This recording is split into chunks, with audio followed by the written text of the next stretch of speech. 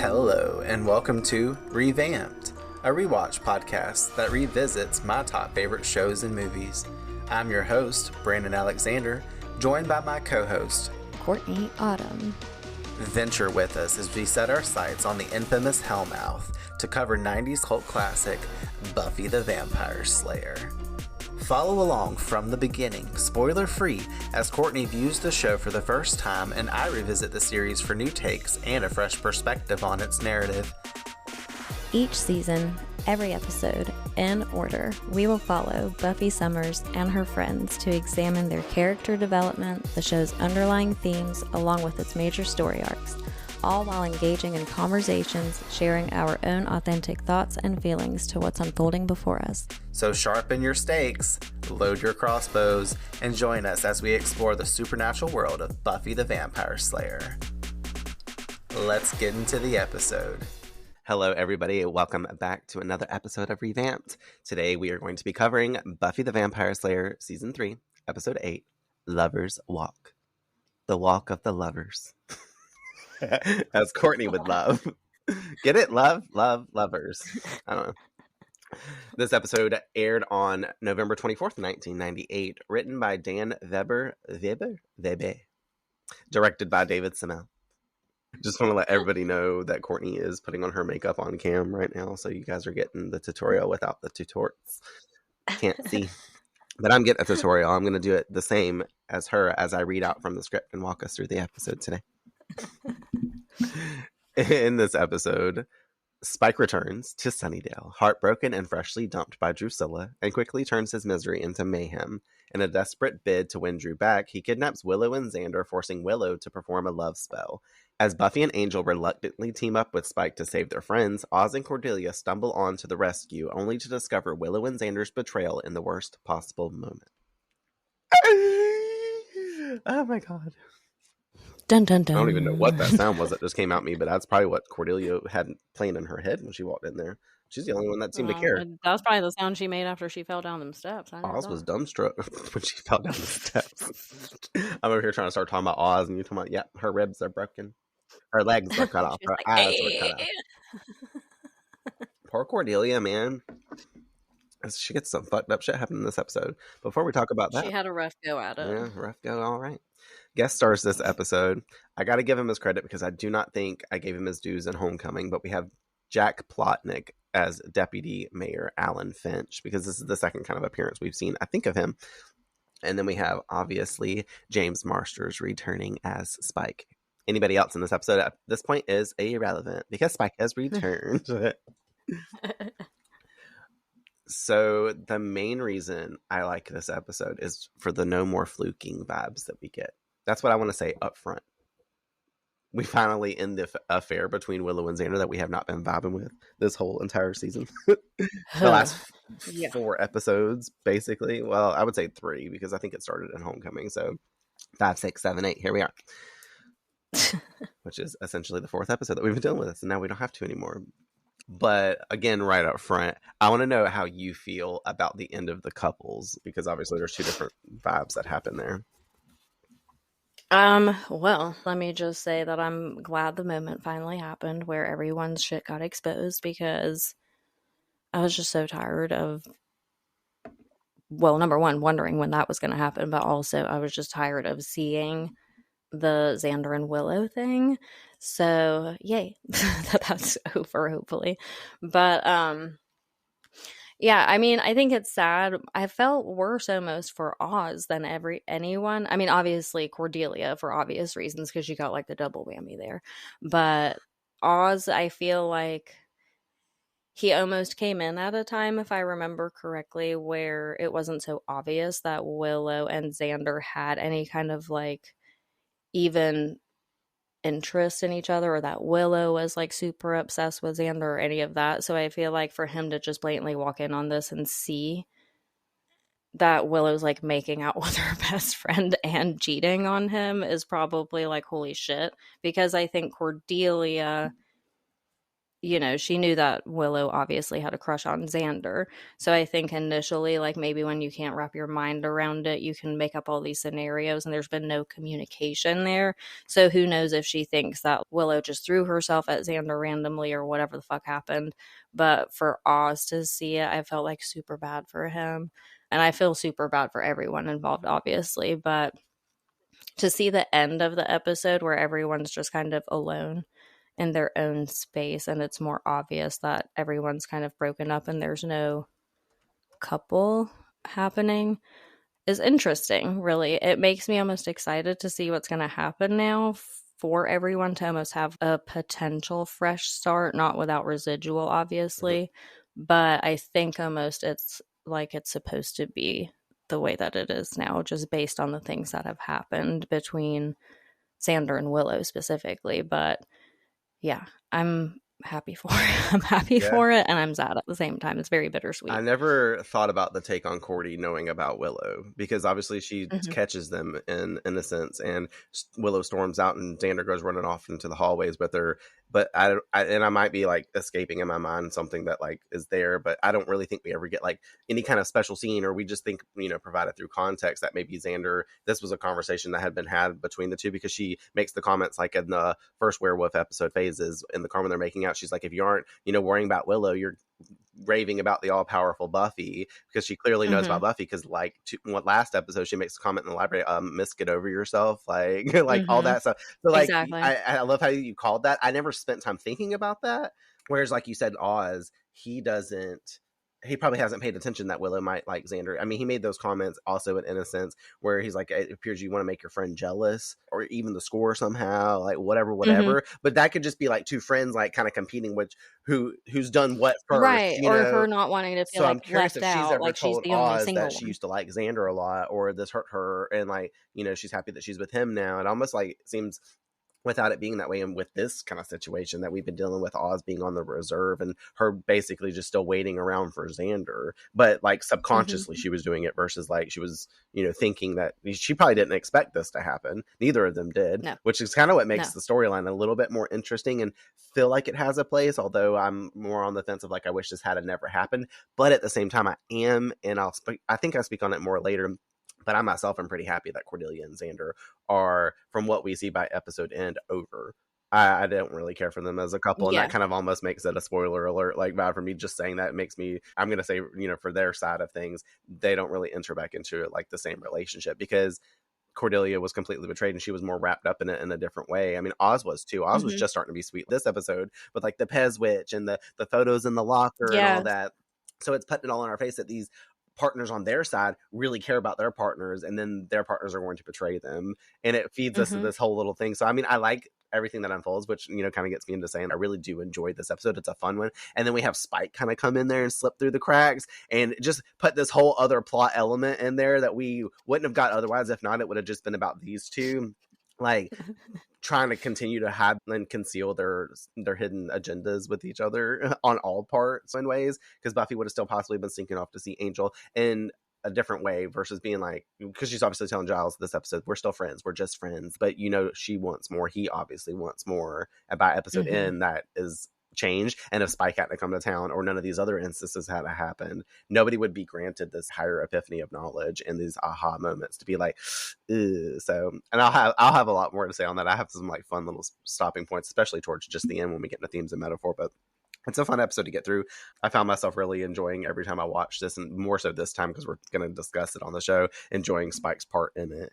Like, it's perfect. You definitely made it way more entertaining. And what he does thematically for the story is just, it's so interesting that they used him as this way to drive and create the scenarios that we're having, like I said, thematically, not so much like exactly what's happening on screen, but also what's happening to all of our characters is really stemmed off of Spike coming back into town and fucking shit up, which is like he did the last time he rolled into town. He came to the pot. Yes, he came with the spoon ready last season. You know, all that. He came with the frothing spoon this time. What do you think about him and like the fact that Drusilla broke up with him? I mean, obviously a lot of stuff has changed, I assume, because you would assume that Drusilla is still in this weird position of being very codependent with him almost, you know, because she's so crazy, and she seems like when she latches on, it can only be that person. So the fact that she just like left makes me wonder a lot of things, like for who, first. The Because chaos I'm like, demon, the drippy antlers and horns, remember? Oh, yeah, that's right. And I'm just like, I don't know. I want to know more backstory almost to see how that transpired. But I find it interesting to see how Spike responds, more or less, because I think that we know he's so obsessed with her, but you would think that with betrayal involved, that maybe he would turn a different page, like we kind of saw him do at the end, where he like just channels a different energy, or maybe he just decides to move on. Like there's an option. But it was really interesting to see how much he was kind of like mourning the breakup and her leaving and just grieving her absence and really longing for her so desperately that he's resorting to like magic and sourcing out Willow and like just going, even coming back, shows that how desperate he is. It brought just so much chaos to the episode that was almost necessary with all the other things that are going on, because the other things are so kind of emotionally heavy that I feel like if that wasn't there kind of as, not even because it's not uplifting, it's just chaotic, like as a distraction, I guess, you would just be like sad throughout this whole episode for everyone constantly at every turn, so at least Spike comes through and he gives you kind of something to laugh at and to be more curious about in a less sad way. And I don't know, it just gives us a different storyline momentarily to go with instead of just crying the whole time. I also want to know what happened with Drusilla, knowing behind the scenes what exactly, because I mean, last we saw he just basically kidnapped her and took her somewhere else. So by the time they got to Brazil, as he says, like, how long did it take for her to start? Did she just immediately start ragging on him? And they'd be like, well, I don't know what happened. They were killing each other. So like Angel and her both might be dead. Like, we don't know exactly what happened, whatever. And then they continue on with this life. But it would be interesting to see like all the stuff of her nagging on him and being like the Slayer this, the Slayer that, like, because she was saying that it was the truce with Buffy that made her like grow kind of sour over the stuff. But if we think about it in context with Drusilla, she started simming after she rose back to her power. Spike was on the sideburns for her and she was all about Angel. So like she had already started to disconnect technically, I think, from Spike at that point, because she was like all goo, not just for Angelus, but for the energy of like that excitement again, because obviously Spike was hindered, but she also was needing Spike so much beforehand before he helped her get the cure to make her have her power again and all that other shit that we got in What's My Line. So she was leaning on him basically for codependency. And I think she became more of an independent agent again whenever she was able to do her thing. And then obviously he flipped back to her role and she didn't want to take care of him the way he was taking care of her. I mean, even though she was helping her, she was trying to feed him dogs and shit like that. But there wasn't as much reciprocal action. And this is something we'll grow to learn over Spike.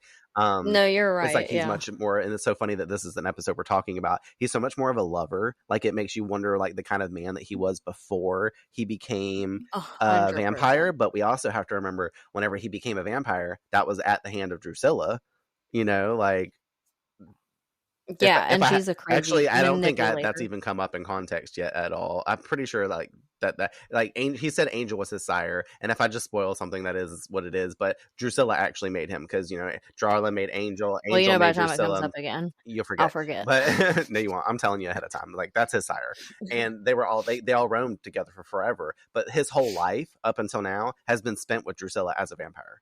So she's all he knew. He knows nothing else. And even still, by the episode's end, he runs off trying to be like, I'm going to make her love me again. Like, I'm like, bruh, like, okay, whatever. It's like all he knows. But once again, lovers walk. Here we are. We're going to walk through the lover's path.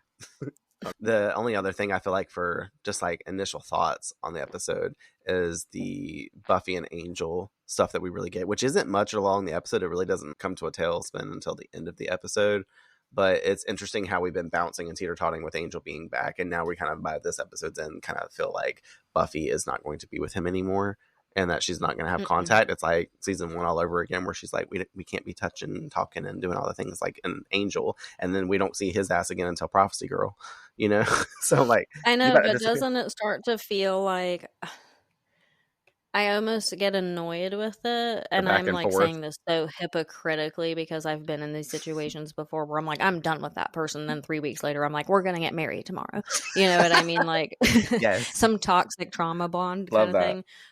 But I don't know. I feel like you get to a place now where even if they're like, oh, I mean, she's done killed this man. She's done like broken up with him 17 times. He's left her. He's disappeared. He's ghosted her. Like all the fucking things.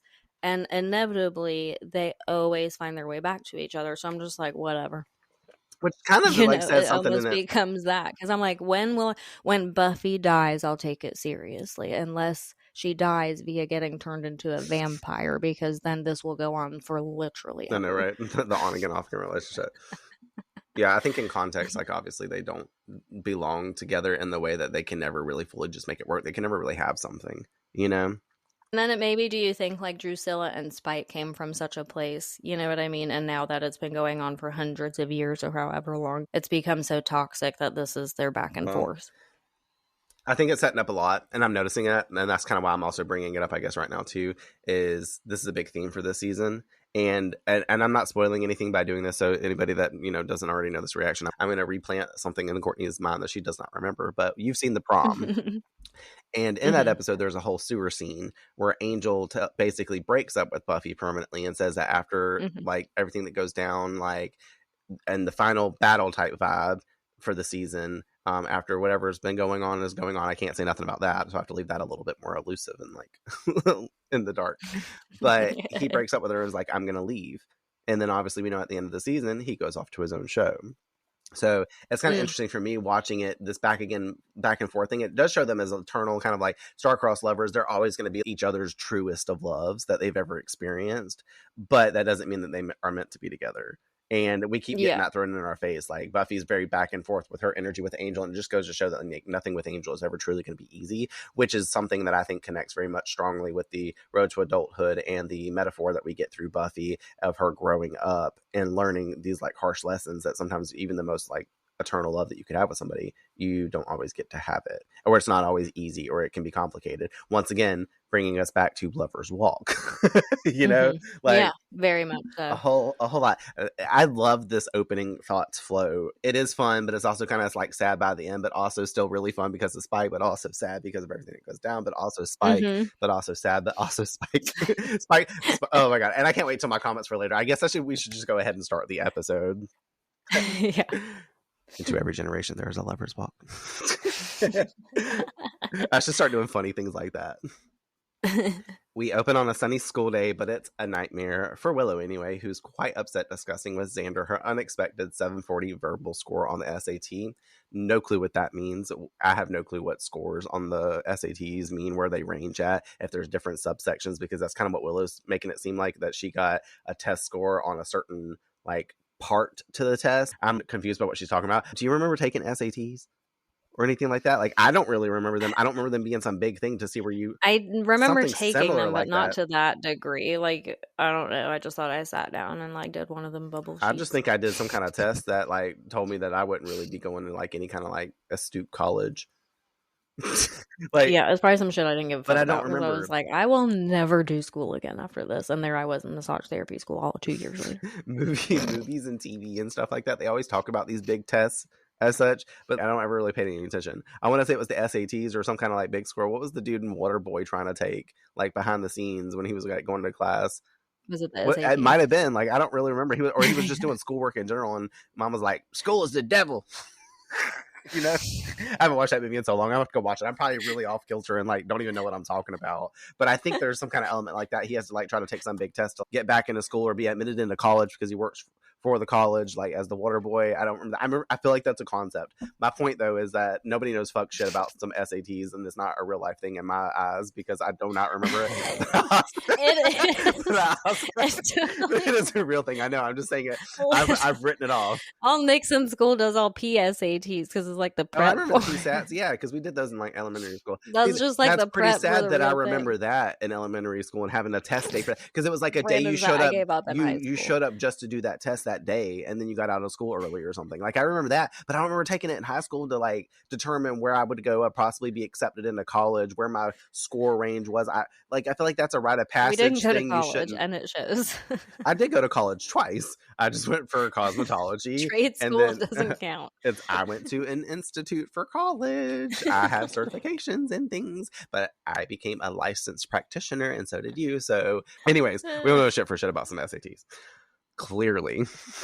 Xander and her take a seat together, him consoling her and being a little touchy as Cordelia and Oz approach. And he's quick to jump up, excusing his actually normal-looking friend behavior to me, because he's basically a guilty bitch, and saying his behavior is just like because of Willow's academic failure, which I really like the quote. He's like, oh, it's just, she's a failure. But like the way he jumps all up, it just shows the guilt. Like him out there with your arm just around Willow, patting her, like, especially once they get there and get the context about it. Oh, Willow scored low and she's not feeling so good about it. They would expect Xander to be like wrapping his arm around her. Like I wouldn't expect Meredith to come in the room and be like, why are you giving Courtney a hug when she's sad? Oh, I'm sorry. I'm trying to fuck her right now. But also probably accurate. But sorry, we're having an affair. Yes, our names are actually we're what was it? Zillow? We gave them the name back in the day. Where's Zillow? Yeah, but not. If anything, we're giving faith in Buffy. Either way, they discuss their scores, and Oz offers celebration. Cordy immediately hoping this does not mean a double date event, but it becomes a double date event. I like her. She looks at Xander and she's like, "No, do not say yes." And he's like, "Yeah, let's go do this." And she's like, "Fuck you! I'm breaking up with you right now. I don't even need the end of the episode." She's like, "Go have an affair so I can break up with you." I wrote my notes. I was like, "She is not pleased with this decision." Which I thought was interesting too. She makes that face, and I'm like, Willow and Oz are looking right at her. Like she's looking at him, she's like, no. And they're like, bitch, we can see you. They just decided to say nothing about it. I'm like, maybe they were looking at each other's faces. Maybe they were like, Xander's gonna say yes anyway, so it doesn't matter what she says. Yeah, I guess. Buffy comes up. Willow needs excited to see her test scores, because so she can feel better when she sees her guess Buffy's low 200 score, because she's expecting like Buffy's got the lowest score of all of them. She's like, this will make me feel better that I got the low one. And by the look on Buffy's face, Xander adds, and by the look on your face, I'm guessing you and I are going to be manning the drive-thru windows side by side. Buffy gonna work at McDonald's with him. She's like, but not. But also funny how Xander thinks he's going to be aiming low in life, aka he's going to be just like us and not going to college. He's like, trade school it is. Just kidding. He's going to be at Subway for the rest of his life. He's definitely the pizza place, the ice cream shop, so Willow can come visit. The ice cream shop for sure, because he's going to want to still bang Willow. Yep, exactly. He's going to offer her free races. Buffy claiming that test scores are just test scores. They don't mean much, right? Willow opens hers and all of our jaws drop. 1430, Buffy, you kicked ass. Okay, so academic achievement gets me a little excited. With scores like that, she can pretty much apply to college anywhere. And the reason Buffy's been so baffled looking is because this means that she could have a future where she didn't think the future existed for her. The future. On account of Slayer duties and the constant potential young death. Again, it's the constant for her. She's like, I can't have a life because I could be dead next week. And really brings full aspect and knowledge to her. What does she call it? Her metaphor for life. Seize the moment because tomorrow you might be dead. It really rings true. That was all the way back in episode 1. And unfortunately, she's had to live by this one. That was foreshadowing at its finest. It's great. And then Cordelia's like, but this is great. You can leave and never come back. Of course, she means in a positive way. Get out of Sunnydale, that's a good thing. What kind of moron would ever want to come back here? Cutscene transition magic to the Welcome to Sunnydale sign sitting peacefully at night by the park before it's ran through the second time by a black vehicle, smashing it to pieces with a similar guitar riff playing less dramatically to one we've heard before. Only this time when the door opens, a body falls out with alcohol bottles and cans, and we see it Spike, the moron that returned, chuckling to his drunken self before passing out on the street. Sweet. We fade to black and we cue the Buffy theme.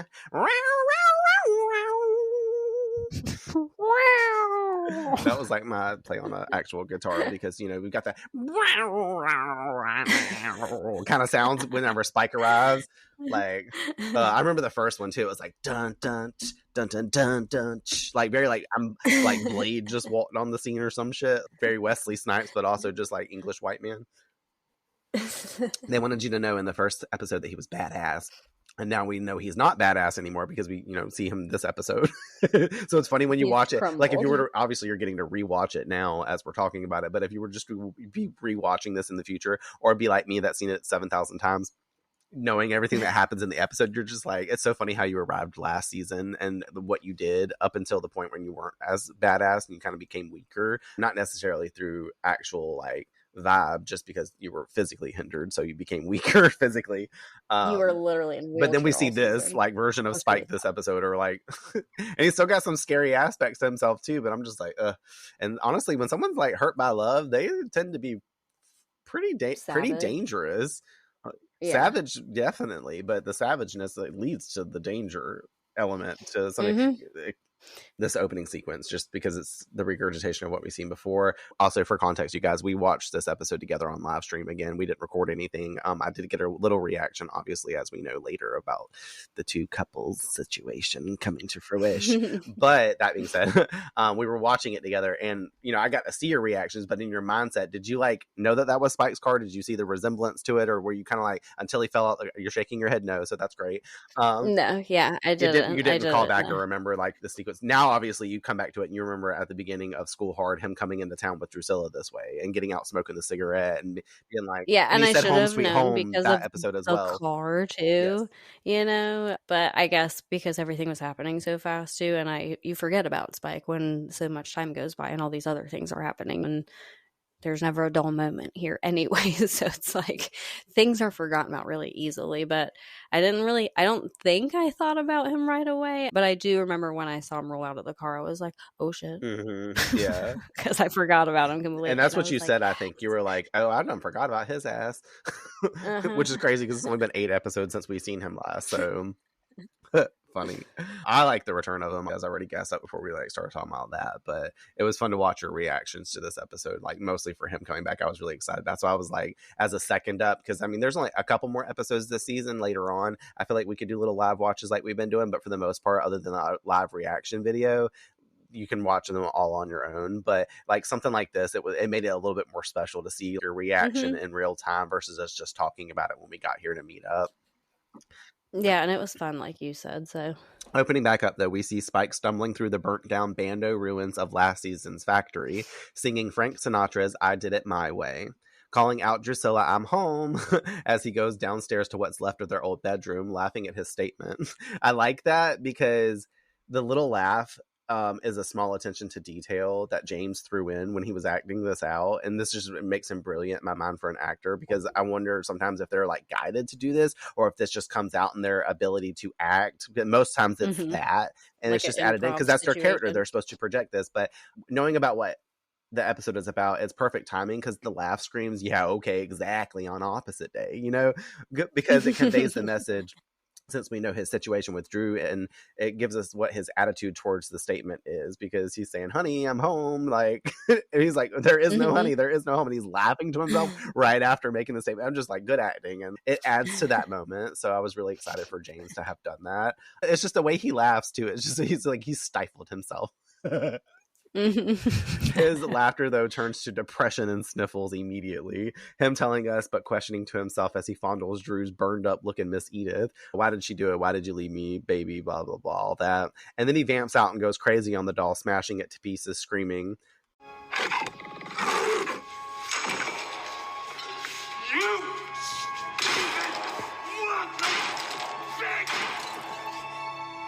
here on Revamped, we would have to agree with Spike. But I thought that shit was funny because I said something to you right as he was walking in the room and like looking at the dolls, and of course you got to be like, oh, they're them damn dolls. But I had said something, and then as soon as he started swinging on the fucking doll, I was like, oh yeah, Drusilla broke up with him because you didn't get to hear the like, why didn't you leave me, baby thing, because I was running my mouth. But I told you that, and you're like, well, I get that now as he's beating this doll to death. Like, she done something to piss his ass off. As at first I was like waiting for her to come out when he was like, honey, I'm home. I'm like, this bitch been saying here the whole time? No. Like, where's she? I know, right?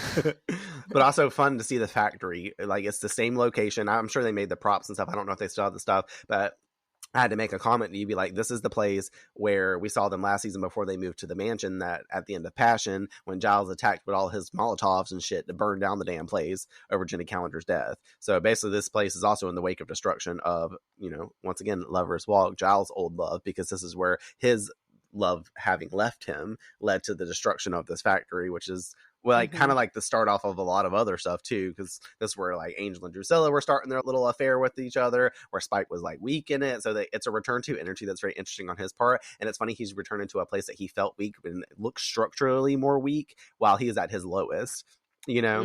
That's what I was gonna say. It almost seems like he's a glutton for punishment or something, you know, because like, why, you would think if you're trying to get someone back, meanwhile not make it worse on yourself, you're not going to return to the place where you spent the most time with them at a different chapter of life when you were together. Nope, I don't want to go you know, back. like he's like re-traumatizing himself, and I'm like, I would go to every place that doesn't remind me of them. Tell me you don't like half the time you come into town or like go into your town, I'm like speaking in general, driving around, and you'd be like, I ain't driving by my old apartment because I remember what I used to do there or how I used to feel there. I'm gonna take another road today. Exactly. I ain't driving by X and X's house. Like, there's still like places in Sumter I have to avoid like driving. You mean the whole town?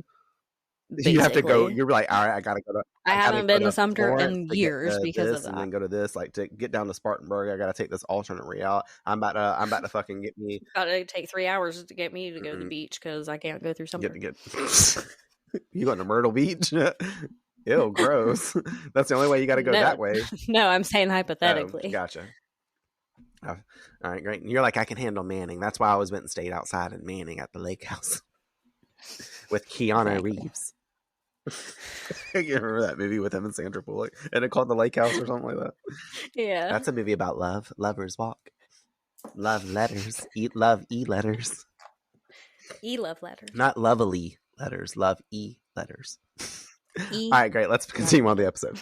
At school, Xander is trying to get the positive vibes flowing with Cordy over this potential date turned now actual date, aka a bowling date with Willow and Oz. He guarantees fun as she laughs at him, and he takes notice to the cutesy pictures together taken at the pier recently, hanging in Cordelia's locker. Once again, so cute. Fucked up though, because like obviously they're putting this right in our face as the episode's unfolding, and we're like, fuck. And like, you can also, if you paid attention to it, Willow is in the background of one of the pictures, the one that they're like all hunched over each, like Xander's like grabbing a hold of Cordelia from like the back. Willow's like ominously standing in the background. Like, Oz isn't in any of these photos, and you know they basically probably coupled up and went or just hung out. It wasn't like a date event like they're planning in this episode, but they just all happened to be hanging out at the pier or something because Willow was there. That just makes it so much worse though, because I'm like, ooh, I see what y'all are trying to do there. She's like the Grim Reaper. Exactly. The outfit though that she's wearing is the same outfit that she had on in Revelation, so it lets us know that these photos and this event took place like probably along the same day or like moments before all the stuff that was happening, like maybe the day before the events of Revelations, like the final fight and the Menegon and what's her face coming to town, like essentially in that spectrum, because the outfit that she has on is verbatim the episode, not the main outfit I think she wears in the episode, because later on she's got the purple shirt with like the florals or like the leaves or something on it, you know, when she gets slapped in the head by the glove, aka Gwendolyn. She said, "What of advice, Willow? You're an idiot." That's what she needs to be told this episode. But she's wearing that, like, it's like a see-through blue top. I really liked it. That's why I'm like, it's standing out to me. Anyways, this isn't what it's about, but I forgot the fashion watch for last episode and I really liked the top, so it's featured here again, so it makes sense. All right, great. But fucked up, he is surprised he's locker door material, and we are too, because we're like, the way you've been acting, you've written pictures out right now, but just barely, mostly because it's due to Cordy looking cute in the pictures. She excuses, she's like, I look good in those pictures, and I'm like, all right, great, I agree, but also it would look a lot better without Xander on your shoulder. All right, great. They see Willow and Oz in the halls and confirm the bowling adventure. Xander and Cordy rushing off to practice because we know Willow is strategic as fuck and she gonna win. You know what I mean? She's paired with Oz, and she's all talking about, I'm on Oz's team. I'm like, are you sure you're in on Xander's? Bitch, we see otherwise. But I was like, she's so strategic though. Like at the end of the day, whoever's on Willow's team is probably going to win. Like, I don't know. Yeah, no doubt. She tells Oz the others don't stand a chance. Here I go backing up that knowledge with that. Oz gives Willow a little gift at her locker, which she unwraps, and it happens to be... It's a little pet switch. It's kind of a theme present. Do you like it? I'm more than like Oz. This is probably the sweet... We have to find a little Pez werewolf so little Pez witch can have a boyfriend. She's so excited. Also, I have one too, though. Mine's like newer aged. I like the one that she has because mine looks almost like it's like some green elven girl, like very human looking. And I like the old warty looking, 90s version of witch. Like, even though it's awful and it's very appropriating to us actual witches because we do not have green faces and warts. This gift is thoughtful and she says so. And we are all slapped in the face with their love and how great Oz is and how shitty Willow is being. Also, once again, knowing what's to come, they are doing this shit on purpose. And this is the exact moment that she knows that she needs to stop with the Xander shit, though. Whenever she gets this gift from Oz, you can see it in her face. You can feel it right after that he leaves her. She's left there kind of looking guilty and shit. Because, she's like, I don't have anything to give you. And he's like, yeah, you do. And I was like, oh, he means her love. Or that tight hole. You never know. Not keeping that one. Exactly my thoughts. Oh, okay. Well, when he was like, yeah, you do, I was like, oh. Was he I mean, you could get the sexual thing, but like, can you imagine Willow, like, the first time Oz is trying to have sex with her? She's going to be awkward and weird and like strange. All right, we need to get back into the episode as usual. I got to keep us on track this episode. We're going off on these tangents about craziness. Oh my god. Okay. In the library, Giles is pleased with Buffy's ravishingly remarkable test scores she has shown him. He's also informed her that he's heading away for a few days to do this like druid ritual retreat thingy in the woods. And she makes the comment to that, and I've really paid attention because obviously later on she sends them to go get Giles in the woods. And I'm like, I'm comparing it to the retreat that he was supposed to go on, like, because it's not the Watchers retreat, but it's something vaguely similar to the one like Faith was talking about in her opening episode. She's like, my Watcher went off to some retreat in England. He's not going that far, but apparently it's called Bleeker's Woods, and it's somewhere right outside of Sunnydale. So in the woods of Sunnydale and surrounding, there's this little place called Bleeker's. So Sunnydale, the map has grown ever larger than it was before. Because now we don't just have the zoo, we don't have just, all these little plot places around. Cordelia's statement is becoming less and less believable about how there's not a lot of town here. But he's in the woods doing that this weekend, and he passes back her paper noting her mother may want to hang it on the fridge because it is not something little, it's something big. You get it, everyone? Fridge, Joyce, refrigerator, Darla, Angel.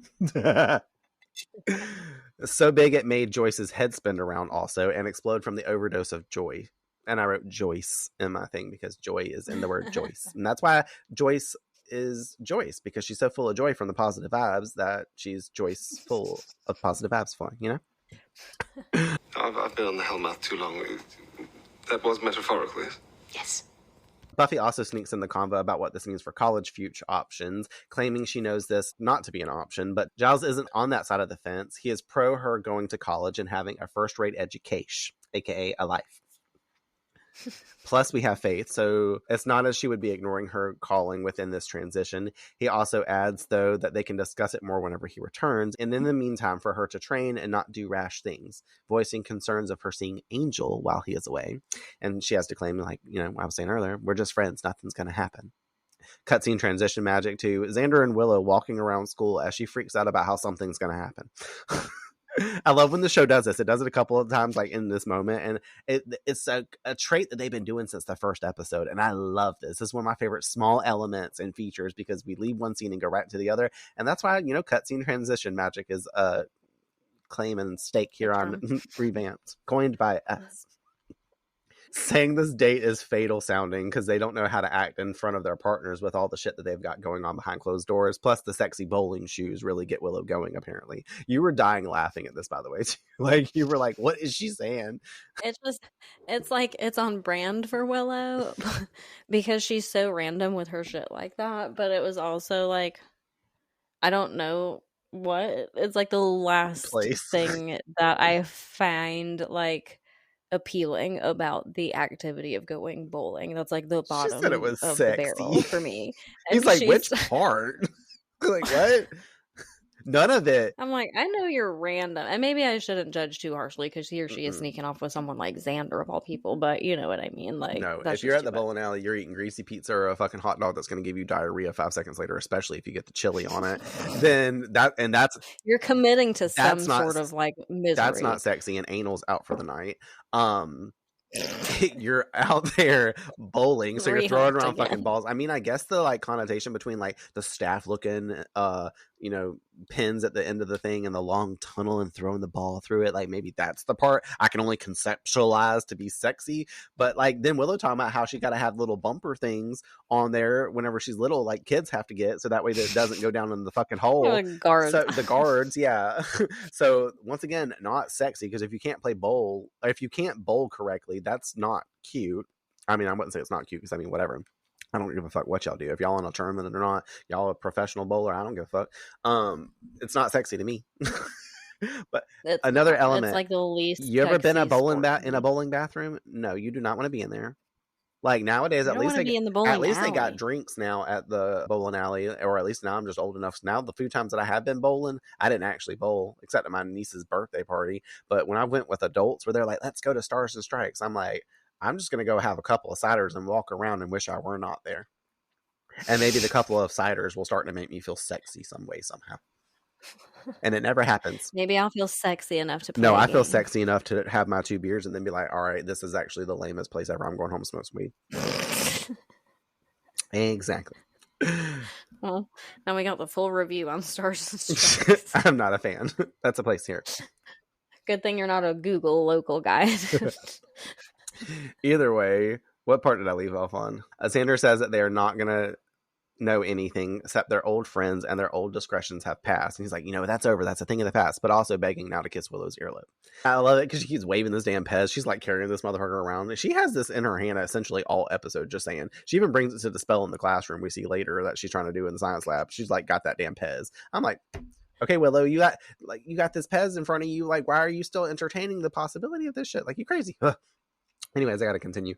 Him voicing to her how he wishes they weren't so attracted to one another and wishing that it could stop.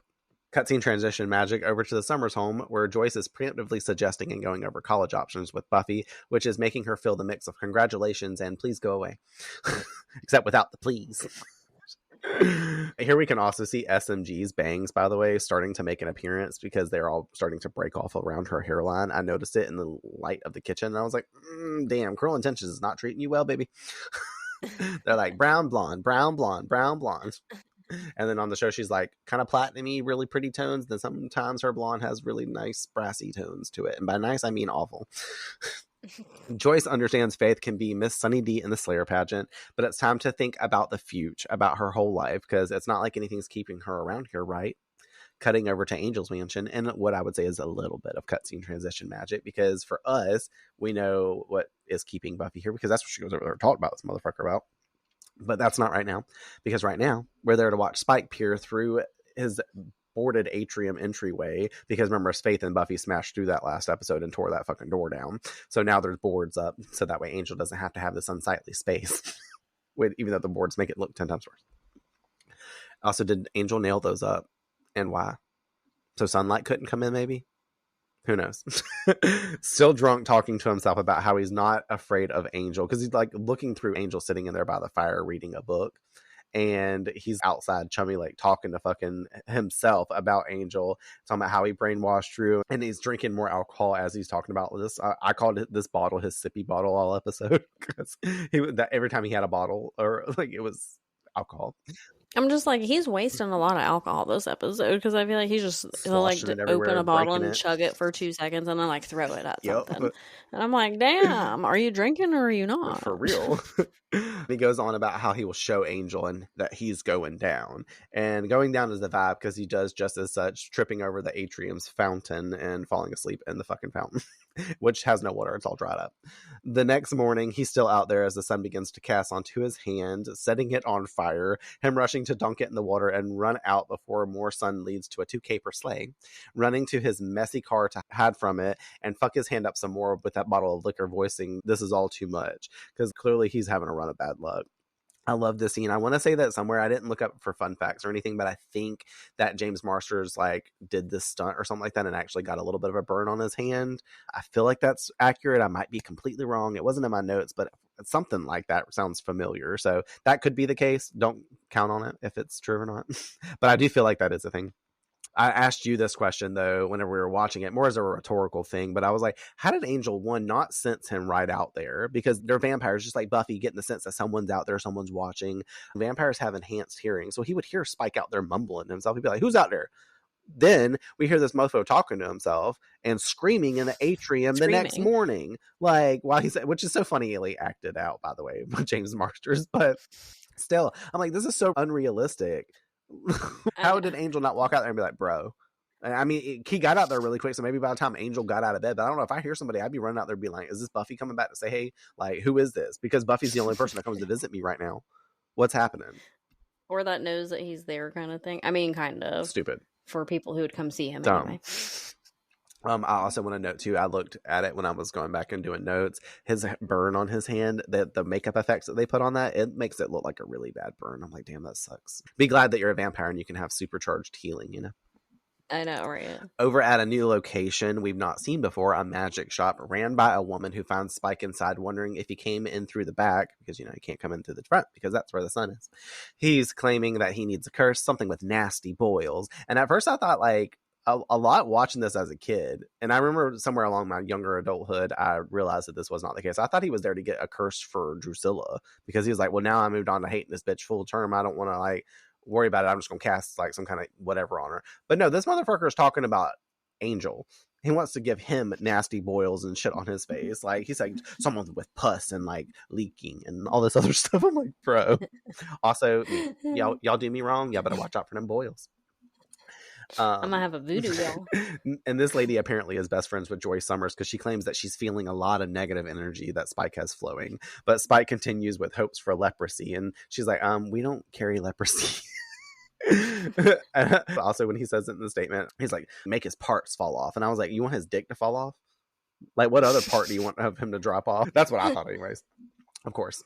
Willow comes in the front entrance, though, and the shop owner leaves Spike immediately to blessed be her and ask her what she needs help with. Willow in search of what this lady clocks as a love spell due to Willow's ingredient needs. More of a delusting spell, though. The lady helping her collect more appropriate corresponding elements, because, you know, Raven tends to breed more contentment than canary feather, or the flip side of what I just said. I don't remember what she said, but I was like, ooh, interesting. I was like, I need to look up the accuracy of that, because it's probably not true. I don't know. I don't use feathers in magic like that. I use them for the air element every now and again, but I don't really use them to breed discontentment. Maybe we should do the delusting spell on each other so we're not so betrothed. I'm surprised we haven't already. I'll text you and tell you to meet me somewhere, and you can be like, what did you call me here for? Is that a spell book? We'll go get the ingredients when I see you next week. At the occult shops we always go to, because we do be doing that. Yeah. But literally the next time we're in one, though, we're going to go to Belladonna's. It's going to be one of those, though. As soon as we walk in, she's like, hey, sisters. That's what she says. I know. And I'm going to be like, blessed be. Let me stop. That shit's funny, but I hope we forget about it. And the next time we get into the shop, I hope one of us remembers to go, should we get the ingredients for the delasting spell? Can say it really loud, too. So whoever is there is like, what the fuck? Whenever we go to leave, if she's like, bye, sisters, I'm going to be like, bye, James Charles. But then also on the flip side, whenever she says bye, sisters, or like, goodbye, have a great day, I'm going to be like, good day, don't get eaten by a vampire. She's going to be like, what? We're like, all right, great. I hope this happens. If not, we just created this false scenario. It's another world. This is playing out. I was going to say, it'd be really funny if you said that out loud and really you're like, shall we get the ingredients? And someone else is like, oh, that's what I was here for. I'm all holding the damn feather. And she's like, you know, that's not the correct feather to breed contentment, right? She's like, you know, you need canary feather for that. Oh, shit. Okay, anyways.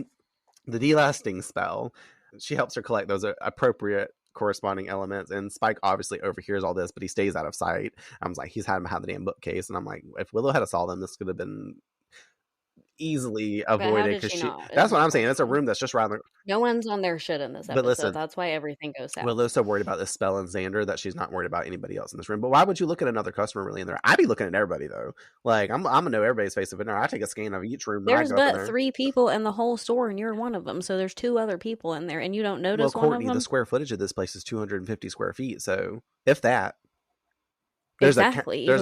Reason to the counter. You're standing in a closet. The door bumps into the counter when you open it. Like, there's a window there and a bookcase and another little bookcase in the corner. It's like, Brandon, next time I come over, I want you to shut us both in your room, and I need you to do your best to hide. Essentially, it's like the side. Like Spike went without the wall. Spike was standing where my bathroom be. No, he's just standing right there in your doorway. Yeah, right there. I'm dead. Oh my god. Okay, well, He's overheard all this, and the lady comes back over after Willow purchases her stuff and asks how she can now help him. And he's like, no, I've got a better idea. Obviously freaking her out as he steps out with a vamp face, draining her of all her blood, killing her. And, now she's dead and he's on a new path. And I was like, how interesting for them to like set this up this way for her Willow to come to the store, Spike to see her, and then also to hear this interaction about her doing magics and doing love spells and stuff like that in general. And he's like, oh, that makes sense. I'll do a love spell on Drusilla. And I'm like, oh, hell, here we go. Mhm. Basically, she's now Amy and he's now Xander. So he better watch out, because if anybody tells her that he's Xander, she's going to be going for Spike now. She's going to have an affair with Xander and Spike. Spander. We cut over to City Hall, where we find the mayor in his office practicing golf horribly. Can't be saying nice shot, mayor, like Joyce did in Ted. Ooh, nice shot, Ted. Joking with Deputy Mayor Allen about selling his soul for a good game, but it's late for that, cluing us in the fact that he's already done as such. Also, by the way, big little drop there in a very subtle way that the mayor has no soul. So he's like, I sold my soul. So we're like, what'd you sell it for? Some Kleenex, some Germ-X, some hand sanitizer. I was about to say. Anyways, the focus rears back to Alan having told the mayor Spike has been spotted back in town, and the incident at the magic shop already making it back to them, letting us know also that this is probably what has been happening with the mayor all along, because he's known about the forces at work and who Buffy is, obviously, because of like his relationship to Snyder. It's just such a big episode in this small little scene where he's playing mini golf in his office. Like he's just working on getting his like ball in that hole, basically lover's walk once again. I told you there's a lot of balls in Hall. We got the bowling balls, the holes, the pins. Like, it's very interesting. This is a very sexual episode. I didn't realize. But I say that because obviously he voices how Spike was causing a slew of shenanigans last year. He also goes on that where they sit now in life, things are too important this year to let loose cannons rock the boat, informing that they need to take care of the Spike problem by sending a group to deal with him. Which obviously we get the group is like, I think his name is Lenny, and they're like crowd of vampires that go to attack them later. But very interesting how Alan basically orders a group of vampires to go attack Spike and get rid of him. But also, big factor of the whole thing, we get the drop of him saying there's something too important that's going down this year with him. And we had a comment like that a previous episode with Mr. Trick and him, where he's like election year, and he's like something like that. So we're getting these little breadcrumbs with the mayor. Judgment Day. Yes, exactly. But also the fact just being revealed to us that they knew, and they have been knowing what's going on, but they knew who Spike was last year. So that means they probably knew about, like, maybe not conceptually what was going on with Angel, but they knew about Drusilla. They knew what Spike was up to. They know about probably the stunt for Halloween that Ethan caused, because obviously Mr. Trick said, I know a guy who knows a guy. It's just interesting. And obviously we were getting that told through Principal Snyder last season, where he's like, I got a call from the mayor. I got to like call the mayor to do this. Well, why don't you talk to the mayor about this? And every time he was a little bit fearful seeming whenever we got this. So it's fun how it's all brought into context, and it's starting to work its way towards full circle. Back at Angel's mansion, Buffy is there talking now with Angel about college options and how everyone's on this kick. Also letting Angel know that Joyce doesn't know that they know about him being back, or that they're friends. Knowing Joyce is still dealing with the Slayer stuff, so she doesn't want to burden her or take away from her excitement. And obviously knowing that she wants the best for Buffy by getting out of Sunnydale, knowing there's also reasons to stay. She wonders Angel's thoughts, because Angel asks her, he's like, well, what are your reasons for staying? She's like, well, my Slayer's duties, obviously. And she's like, that's the only one on the list. She's like, I can't say number 2, which is you, which is actually number 1, but I had to switch them because awkward. She's like, you tell me you want me. Like, you know what I mean? It's very weird. Yeah, they're definitely playing that don't game. come as her expectations, because he agrees that this is a good opportunity for her to leave and it would be good for her. And she decides to dip after this, having also just arrived, because he comments on that, and promises to see him soon because she needs to get back home to Joyce. She's like, about time for her evening edible, and I gotta help her make dinner because she will be stumbling in the kitchen. Not really. If there's one thing that people know how to do when you're stoned, you know how to cook. I mean, you might not know how to cook well. You'd be cooking pizza boxes instead of the actual pizza, but no. You'd be just throwing all kinds of shit together, but it Yep. works. And I wrote in my notes that this is classic. I didn't want to hear what I wanted to hear, so I'm out. We've all pulled this move. Very Aries Yes, energy. exactly. Aries man. I was like, well, what did you expect? He didn't want her to go, though, because he was like, where are you going? You just got here. So there's already all these mixed signals, the feelings, the emotions, especially coming off of last episode's presented passion with them, you know, like their mistakes being voiced also by them last episode and in this episode again. There's just so much going on, which kind of offers up to like what we talked about when we came in here and stuff. Buffy, you're kind of being back and forth with him. Why don't you just be a little more upfront, even though I know you're acting childish because you're a kid, but tell him like, where are we? What are we doing? Like, should we not see each other? Let's have this conversation. Like, whatever. But we got to wait to the end so we can have a dramatic walk-off scene from Sarah Michelle Gellar. Exactly, because that's what it's about when you're 17 or however old they are. Yes. In the science lab, though, at the school that evening, Willow works by candles with her mortar and pestle grinding herbs. Xander coming in having been summoned by Willow non-magically to participate in this, what she has coded as being science homework and study, essentially. Like, no magic. But it is, because she gives him that feather and he wants to tickle her with it. And I'm like, ugh. He's like, who will I be tickling? And she like starts to like flutter into it for a second. And she's like, no, stop that. And like, then stop. she's like, no. She's like, but not. But she's like, no, that's not the energy. This is non-magic things that we're doing. I remember. You remember. We all know. And then also, she's doing this without his consent or him knowing about it as well, which we can talk about in a second. But I'm like, she's not wanting to tell him about what she's doing, which is not cool at all. That's fallen into the realm of consent. But also, like, we clocking you, Willow. And he's clocking you because she voices that Cordy and Oz are supposed to meet them there soon for their bowling date. And Xander isn't as dumb as we think because, once again, he clocks the spell book that she's got and figures out this is giving love spell vibes because he knows all about those, which they actually make a comment to. He's like, these don't work out for me. Which is a good point. I will give that to Xander. Yep. She tells him about the D-Lust spell and how they both voiced how their affair and feelings need to be ceased. Xander moves to turn on the light because he's like, why is it so dark in here whenever he first got there? He's like, I'm going to cut on the lights. But unfortunately is blindsided by Spike grabbing him from behind as soon as he does flip the light switch on, claiming he needs to borrow Willow. Okay, he's like, I need to borrow the girl. The two get in a struggle and Willow tries to help, but Xander gets clubbed out. And I say clubbed because he hits Xander with that metal fucking, it almost looked like a mini typewriter type thing, but it looked like it would have the heft and weight of a typewriter. Can you imagine that ding him in the head? Yes. Something. Like, and that's Spike with fucking vampire force swinging that thing around to hit him in the head with it. I'm surprised his head just didn't clear fall That's off what his I'm saying. shoulder. Hereditary. Bye, Xander. He about to look like Dr. Gregory, or like he looked like Natalie French was in that room with him. They can be like, oh, Natalie came back. Naughtily. But I had to make that comment because every time I see it, I feel like it's hitting me in the side of the head right now, and it's in the side of where his temple. How did that just not kill him without his head cracking off? I don't know. I know. But I did want to have a quick conversation though, because I started to say this a little bit, but then I was like, all right, hold back, because you have a whole moment to talk about it. Willow resorting to magic to solve human problems and make her life easier is part of this, and then also like it falls under the line of the consent I was starting to mention. Something I found really striking is Willow's instinct when she and Xander find themselves in this impossible situation. Instead of leaning on self-control or even honesty or just the uncomfortableness, but necessary choice of taking responsibility for actions, her mind goes straight to magic. She doesn't think like, okay, this is hard, but we can deal with it like grown-ups, you know, because this is a show about grown-ups, so they've been doing nothing but showing us that they don't have grown-up vibes. Instead, she's thinking, there's a spell for this, I can make it go away. And to me, that says so much watching it now, like even with like the illusion of a fresh pair of eyes on my side of things, trying to take it episode by episode.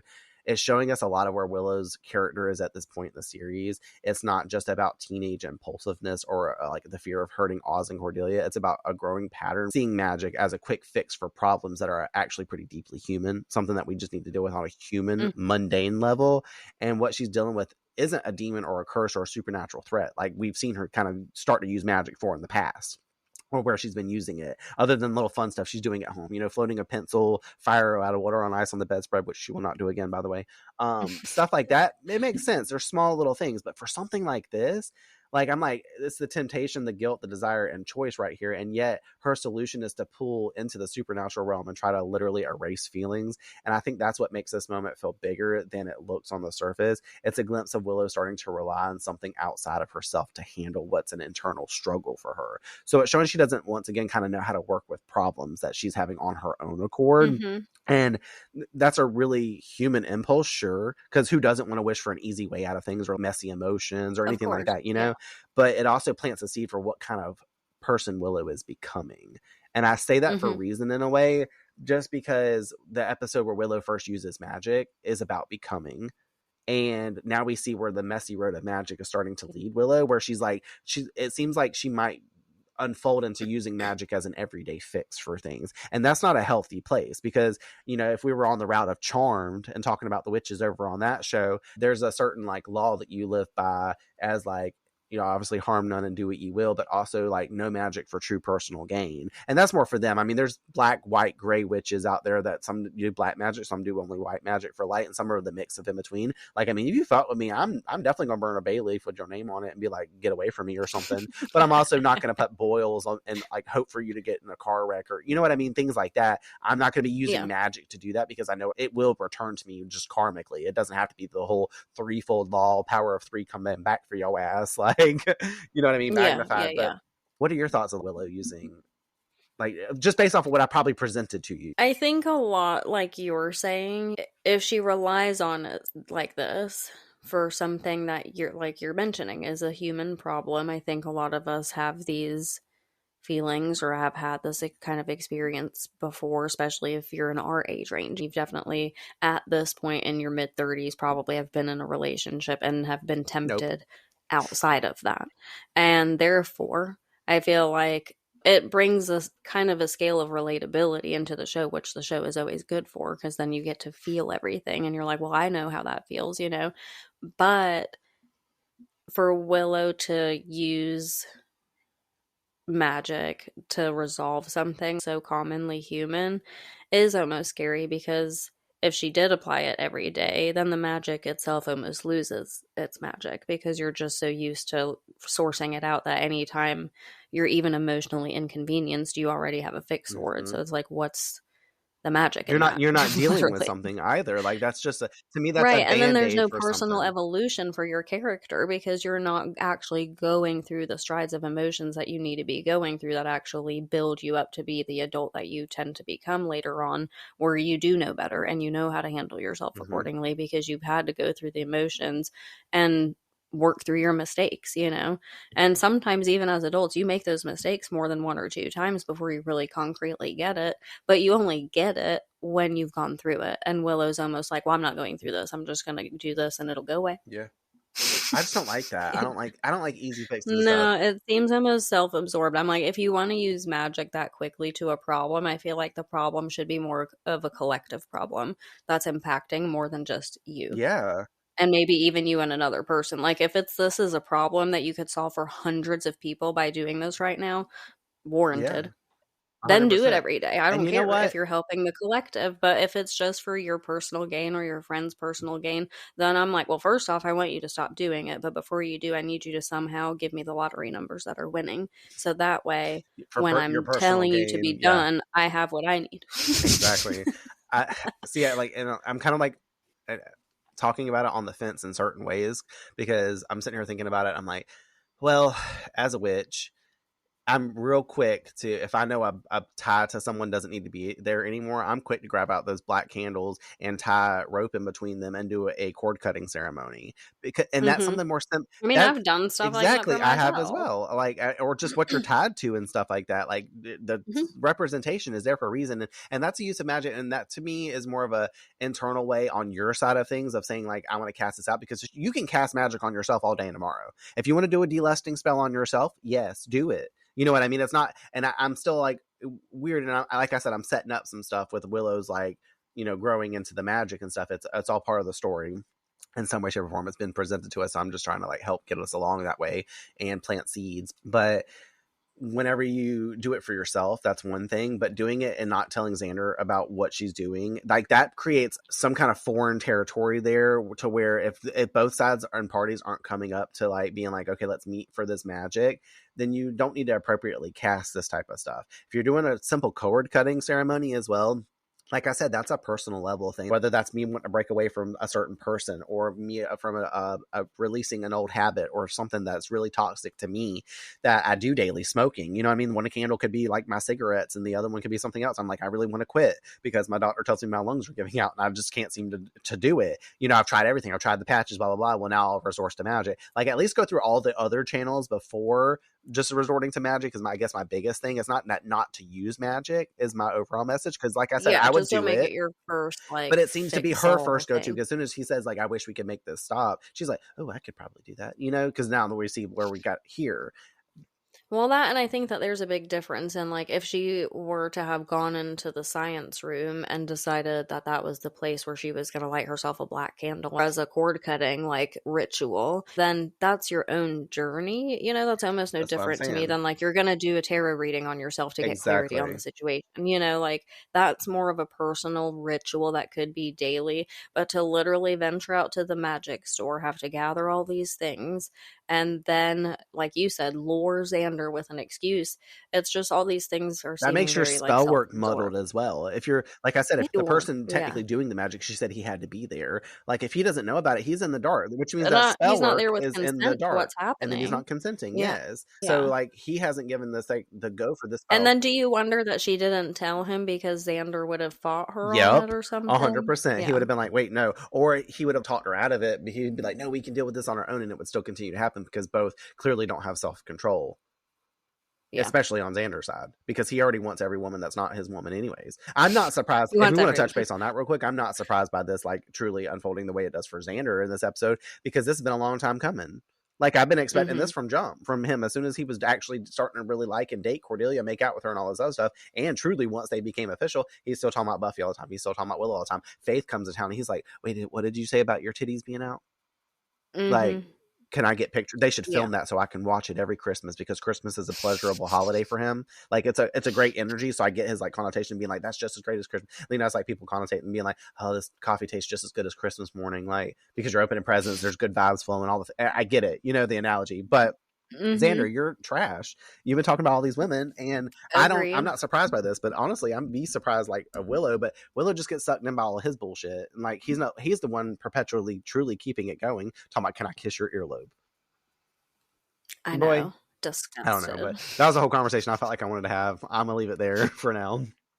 We flash over to Spike and Drew's Bando Factory rubble of a bedroom where Xander lies passed out on the bed, bleeding from his head injury, and Spike dumps out spell ingredients, telling Willow she is going to do a love spell for him so he can get what's his as he drinks some more, because you know he's got to have his sippy bottle, and forming that she will also be doing this so Drew can love him again. She claims that she can try, him grabbing her by the head aggressively to say that she will do it, and she gets hella scared as he breaks a bottle, threatening to jam it in her face, and he calms down and goes back to being a bipolar simpering moron to sit by Willow and express his sadness to her over Drew leaving him and how she could have at least killed him.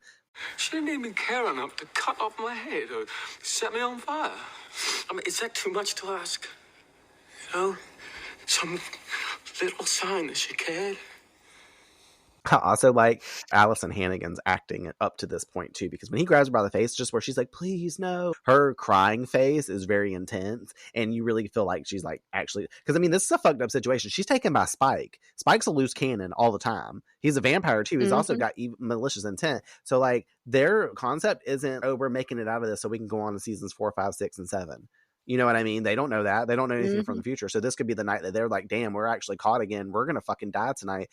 We have high hopes that Buffy will come save us. Sure. Maybe she'll find us, because that's usually how it turns out. But this also could be the end. And she's really intensely fearing him. And then all of a sudden she's like, what the fuck is wrong with this motherfucker? Like, he's just sitting here crying on the bed now. Like, are you okay? Do we need to call Anna? Like, do you need a little beer shot? Like, what is happening? He said, ooh, a shot. He said, no, I've got the whole bottle of little beer. He said, it's a big beer for me. Something little or something big. Joyce's favorite. And she's like, when you go to Joyce's house and Anna's hanging out with her, they're like, do you want a big beer shot? Or a little beer shot? All right, I'm done. He tells Willow the truce with Buffy is what drove the stake in their relationship's coffin. He wasn't demon enough for her anymore, and he'd gone soft for the likes of her. I like how he goes on to say, too, that he told her he was thinking of her the whole time, making this like a cheating, casual, having sex cliche. You know what I mean? Because he's like talking as if he was fucking her. It's that thing that men do. He's like, baby, I fucked her, but I was thinking about you the whole time. I'm like, why wasn't you home fucking me then? Yeah, okay. It's so funny. And it's the way that they set this up. Just like when he says the comment to Joyce later, we'll get to, it's very on par with that. He also tells Willow about how he found Drew on a bench making out with a chaos demon, Courtney, disgusting slime and antlers. I got it this time. AKA sounds about right for a podcast and stealing bitch. To be making out with a disgusting slime demon. Anyways, he claimed he has an unlife to live, and she said that they could still be friends, and he cries on Willow's shoulder, unhappy with her cruelty. And I like this little moment too, because Willow pats him on his leg. She's like, there. This is all I can do right now. Unfortunately for Willow, though, he is a little too enticed by being by her neck as he vamps out, and she starts crying and demanding actually, how she will do the spell for him. And I'll get you Drusilla back, but there will be no bottle and face, and there will be no having of any kind with me. All right? I like the way that she says that. It's really funny. Like, it's just so funny. Like, Willow, when she's stressed out, so her words aren't coming out, she's such a smart girl. But sometimes the way she articulates her wording is just so not on point. But it makes it funny for her character to say things the way she does, you know? But it's kind of scary. He's like, I haven't had a woman in weeks. And I was like, you just ate a woman earlier. I was like, oh, he means like something else. I was like, so he's going to go ahead and like do the bad thing to her along with her being down here while Xander's knocked out. Cool. Awesome. This is the second time we got this because he made those comments to Buffy in School Hard about like the staff and stuff makes them feel all manly and all this other shit that's like connotating like the R word. I ain't trying to put the hard aggressive word out there. I love how people be using the grape emoji nowadays when they're talking about it though. They'd be like, I'm going to go get graped. And I'm like, oh, okay. All right, grape. I know. He agrees, though, and her claiming also that she's not a real witch and that the spell could not work. And he claims, well, if at first you don't succeed, I'll kill Xander and then you can try again. I wrote my notes as a joke, mess up on perps, Willow. So that way Xander can die. Just not really, though. I don't want Xander dead. But either way, she tells Spike that he's missing ingredients and he needs to leave and go get her what is needed, including her book that she left at the school, which is very convenient. Flashing over to the school, we see Buffy jump roping in the library training. And I was like, Giles would be proud because he said to please do some training while I'm gone. So she's like, I'll work out. She's like, it's the robicizing. I must have the beat. Cordy and Oz come in alarm, taking Buffy to the science lab they were supposed to meet in. I love it too. They're like, thank God you're here. And she's like, where else would I be? She's like, everybody else had dates, not me. And they see visible signs of struggle and concern for something happening to Willow and Xander. Side note, that did not slay moment. Cordelia's hair. I don't like it. It's too styled for her fit that she's wearing. She's just wearing jeans and like a 3/4 length shirt. And she's got like this like pony-ish looking kind of like pinned back, like very feathered back bangs with curls and shit. Like, and her face is really extra dolled up. I get her makeup being on because it's Cordelia, but like bowling is a simple ponytail kind of vibe, like without all this teasing and extra curls. You're technically like playing a sport. This looks like she should have a dress on and be going to dinner. Yeah. What happened there? I don't understand the styling choice. They noticed, though, Willow had been doing magical things in there, Cordy hoping that she didn't turn Xander invisible like Marcy or him into something ishy. Buffy expresses oars in plenty. I like that. I'll say that later. But Buffy telling them to go look for Giles in the woods nearby as she goes to the library looking for a weapon in the weapons cage. The phone ringing and it being Joyce on the line. Joyce all got the number to the damn school. So she knows her daughter's here at the school after hours. Once again, why are they not locking this school up? Like, how do students? I never went in my school after hours. They want them to urbex. I don't know. Buffy loves some active urbex, and like that's my bitch. That's why I like her so much because I be liking the idea of the active urbex. Exactly, it's the exploration for me. But Joyce is also calling. She's like, I want to discuss. She's like, I hear what you were saying earlier, but also come back home so we can talk more about getting you out of here and going to college. It's the future for Joyce. I get it. Buffy tries to tell her, though, that this isn't the time and what's going on. Hearing Spike's voice behind Joyce come into the home and say hello to Joyce. And, of course, Buffy's like, fuck that. Gotta get the fuck out of here. And she starts heading home stat. I love this because we expect it to be something hardcore, like Spike is pulling a Darla moment, too. Whenever we cut back, we don't expect to see him sitting here having fucking hot chocolate with Joyce at all. We think that, like, he's going to have to attack Joyce or, like, what is he doing there? He's there to fuck shit up or do something wrong. But no. We come back in and he's getting poured hot water into his hot chocolate powder. And he's sitting there like expressing to Joyce all his troubles with Drusilla and the Chaos Team and basically having like a vent sesh with his best friend. And I thought it's so cute because obviously the dynamic here, like I mentioned last season, we get the awkwardness of them sitting in the room together. Like you get the hell away from my daughter comment gets dropped back up. She's like, have we met before? Do you live around here? Like all that. And now we get the up on this because she knows who Spike is. And as he's venting, Joyce is talking about how Drusilla seems very unreasonable, as if she doesn't give people back their names, aka out of her mind, Spike says, and we agree. And then he's like, that was my favorite thing about her. I'm like, not ours.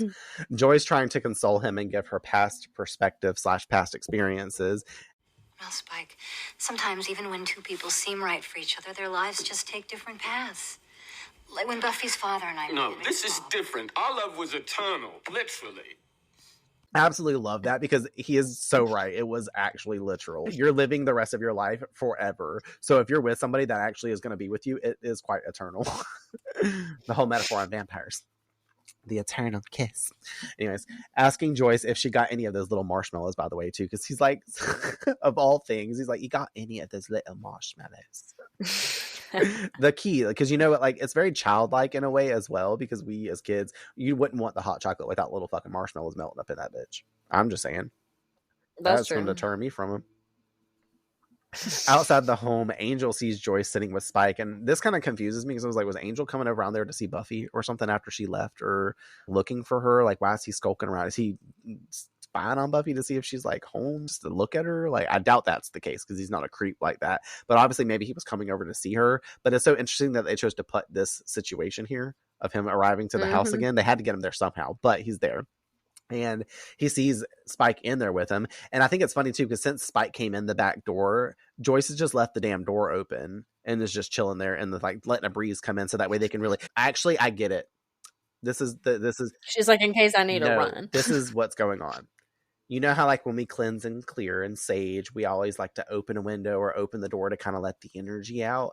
Joyce is like, leave that door open, because I'm sensing some negative vibes, like the shopkeeper. That's my best friend, Nancy. So everything we're talking about, I'm going to go ahead and leave this door open, so that way you don't keep this bullshit trapped up in my home, and I don't have to go get the sage and the gondolator and have a whole sesh to eradicate these negative vibes that you've got up in my house. That's why the door's open. But it's also open, which is interesting, because obviously Angel runs up to it and is halted by the barrier, keeping him uninvited. This is the point, too, in the episode. You were like, oh, yeah, I forgot he can't get in. And you're like, oh, my God, I'm so happy that he can't get in. I'm like, Courtney, he's not evil again. Like, he's like, what are you talking about? You were like, oh, yeah. You're like, what? I don't think I was like happy. I forgot, Yeah. you know? So I was like, wait, why isn't he just like walking in? And I was like, he's yelling at Spike, and Joyce is growing alarmed because she now sees the angels back. And I remember the last scene that we had with Buffy and Angel, she was telling him that her mom does not know about him being back yet. Her friends and everybody else knows now, obviously, because of last episode. I think it's interesting because Joyce is like, you leave or I'll stake you myself. Okay, bitch, like, stop. But also, good for you, Joyce. You only saying that because you're behind a door that he can't get through, but at the same time, like, very empowering. I'm kind of here for that vibe. And also, like, she knows how to kill a vampire. Like, come on, Buffy's been teaching her mom some shit. And I like fucking Spike's just in the background hyping Joyce up. He's like, yeah, you're a very bad man. This whole scene, Angel trying to convince Joyce that Spike cannot be trusted and to invite him in. And then we get the best moment, because as soon as he says that Spike can't be trusted and to let him in, fucking Spike's menacingly behind Joyce, sarcastically and theatrically acting like a classic monster behind her, like putting his mouth towards her neck like he's gonna bite her, like with this. He's like, I know. He's like being such a menace. It's the best fucking meme ever out there. It is the most iconic. I've got the clip of it to be on our thumbnail for the episode when it releases. It's so fucking funny, but it's also just so funny the way James Marsters is acting. Like, I want to know how many times they did that take, and just for if he also, they're like, can you be like doing something behind Joyce? It's like, I'm a vampire, like I'm gonna get you, and that's what he did. I love Spike in this episode. This is the type of shit that makes me love Spike as a character. This is the shit we should have really got last season instead of some of the stuff, because we got a little taste of this, and we definitely got a little bit of this in Becoming Part 1, where he can be a kind of like this neutral, cool vampire, along with also being kind of evil and wild, you know? It's so funny. Angel tells Spike if he touches Joyce, he will cut his head off. Spike retorting, well, yeah, you and what army? And Buffy comes in claiming That would be me. Buffy got home just at the right time, and she slings Spike onto the counter, clasping his neck, and graciously invites Angel to come on in. And here we're all like, okay, Angel's re-invited. Joyce is confused again, and Spike starts to struggle, but Buffy grabs a wooden spoon and gets him in line, and he yells Willow's name, also telling them about the spell that she's going to work for him, which will also help her be returned to her friends. Joyce also learning Willow's a witch and possibly Xander, because I remember she's confused. She's like, wait, Willow's a witch? And this is kind of like mirroring the Becoming energy where she's in the background while Spike and her are talking the last time. And she's like, have you tried not being a Slayer? And then she's also like, oh, it's because you didn't have a father figure. Like, it's all that type of stuff. But I love it because she's like, wait, Willow's a witch? And then they say, and Xander? Because they're just asking about Xander being along with her. And she's like, wait, Xander's a witch? Like, Joyce, get out the room. She's like, I'm too stoned for this. She said, my hot chocolate had an edible in it. Spike claims these are the terms and also notes Angel having a soul again, inviting Buffy and Spike to tag along with him up until, because if they don't go along with his plan, then her friends are dead either way. Such a fun little scene, but also we now got the team up of this little trio for the rest of the episode, which is like really something I meant to say in my opening thoughts. I love the rest of this, and we'll get to talk about it. But Cordy and Oz, we see them on the road towards going to find Giles, and Oz catches a whiff of Willow in the air, wigging Cordy out from the residual werewolf ability, and him saying, yeah, like, I can smell that she's afraid, and this is news to me because I did not know I had this little perk within my werewolf ability while I'm in human form. Him agreeing that it's disturbing and rerouting their direction to follow the scent. It's another way that Oz's werewolf ability kind of comes in handy, but also is for a bad, like, you be great if you didn't have this because, you know, but this is the way the universe kind of works in mysterious ways to make secrets that are like I said at the end of last episode, and everybody knows this in life, no secret stays hidden forever. Not truly. It might, and if it's the smallest little one, but the big secrets, Saturn has a way of making that happen. If you're into astrology and corresponding elements with that, like, you wait till a good Saturn retrograde comes around. You wait till Mercury retrograde comes around at that. Like, it's all about the miscommunication. Either way, out on Main Street, Spike and Buffy and Angel head towards the magic shop to get the supplies that Willow needs. Buffy also calling out that he probably just has them locked up in a factory and they don't actually need him. And I love his face whenever he tries to play this off. He's like, I'm not that stupid. Like, why would I do that? And I'm like, okay. But I also love, like I said in the episode while watching it, I love how Buffy calls this out. I do like the moment on the bench right before that too, when Spike's reminiscing on Drew and Spike killing that homeless man. And it's just really panning on him. And then it moves over to Buffy and Angel standing there, and she's just sitting there with her eyes crossed, and she's like on glossy eyed, and she's like, I guess you had to be there. Like, can we just please get inside and do this? Anyways, I had to call back to that really quick before I forgot. But they get inside and they start to collect their stuff. And also during Spike and Angel get into a tough because Buffy's hating on Drusilla and Angel's hating on Drew as well. And Spike's not having it. Spike lets out that this was all Angel's fault anyway. Well, actually, the both of them, expressing he's nothing without Drew, and Buffy calling him a shell of a loser. And this is actually correct information. Spike snarking back to her, she's one to talk, telling the two that the last time he looked in on the two, they were fighting to the death, and now the two are back making googly eyes at each other, which makes him want to heave, aka vom. I wrote my notes, but he does a heave. They try to excuse and say they're just friends, Spike giving them the reality check that they sort of need, but aka definitely need. You're not friends. You'll never be friends. You'll be in love till it kills you both. You'll fight, and you'll shag, and you'll hate each other till it makes you quiver, but you'll never be friends. Love isn't brains, children. It's blood. Blood screaming inside you to work its will. I may be love's bitch, but at least I'm man enough to admit it.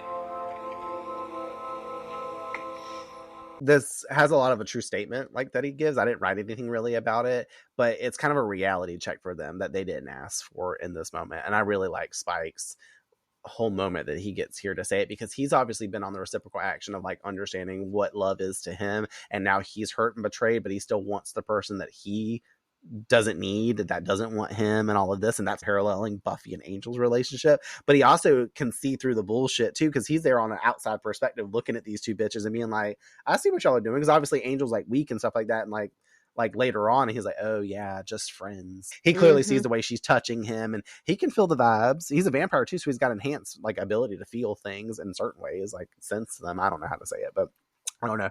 It's just like you being like, I don't like this person, and then your friend being like, okay, but you talk about them all the time. I see the way you look at them. Like, bitch, you do like that person. You'd be like, oop. You know? Which is exactly what Buffy and Angel do. They try not to look at each other like after this admittance too, because they're just basically like, oh shit, he done called us out. We clip down to the factory where Xander is waking up disoriented as Willow fills him in on what's going on and where they are, aka the burnt out place in the mids of nowhere, the Bando, aka a scream all you want scenario Bando. A scream all you want Benario. It's the bands and the snares, you know? Also, he finds out about the spell Spike wants Willow to perform and the oars that Willow has. I say oars because, like, Cordelia earlier, she's like, you're having too many oars. Pick one. Because hers obviously are like, she doesn't do the spell and he kills them, or she does it and he kills them. And then the final option being, He's so drunk he forgets about us and we starve to death. That's sort of the best one. that's so fucked up, I guess. But I would honestly rather him come back and kill me. Like, maybe he'll make me a vampire or something like that. Wouldn't it be really cool to see Xander and Willow as a vampire? Like, what if Spike turned... No. Oh, okay. I think it would be. But also not, because that means they would be dead. And that would be awful. Can you imagine if they died? That'd be sad. Anyways. Okay, anyways. You guys know. Xander thinks that they won't die. That's funny in context. He's drunk and they might stand a chance, but not so much because Xander tries to stand up and he's like, I'll make my move when he has his back turned. But he also shows us that he's rendered useless because he cannot stand up. Willow holding him as another one of their moments occur because, you know, they fall back onto the bed together and she's got her arms draped under him like he's her little baby that he's they're about to canoodle, you know? You got to bring up Mean Girls some way.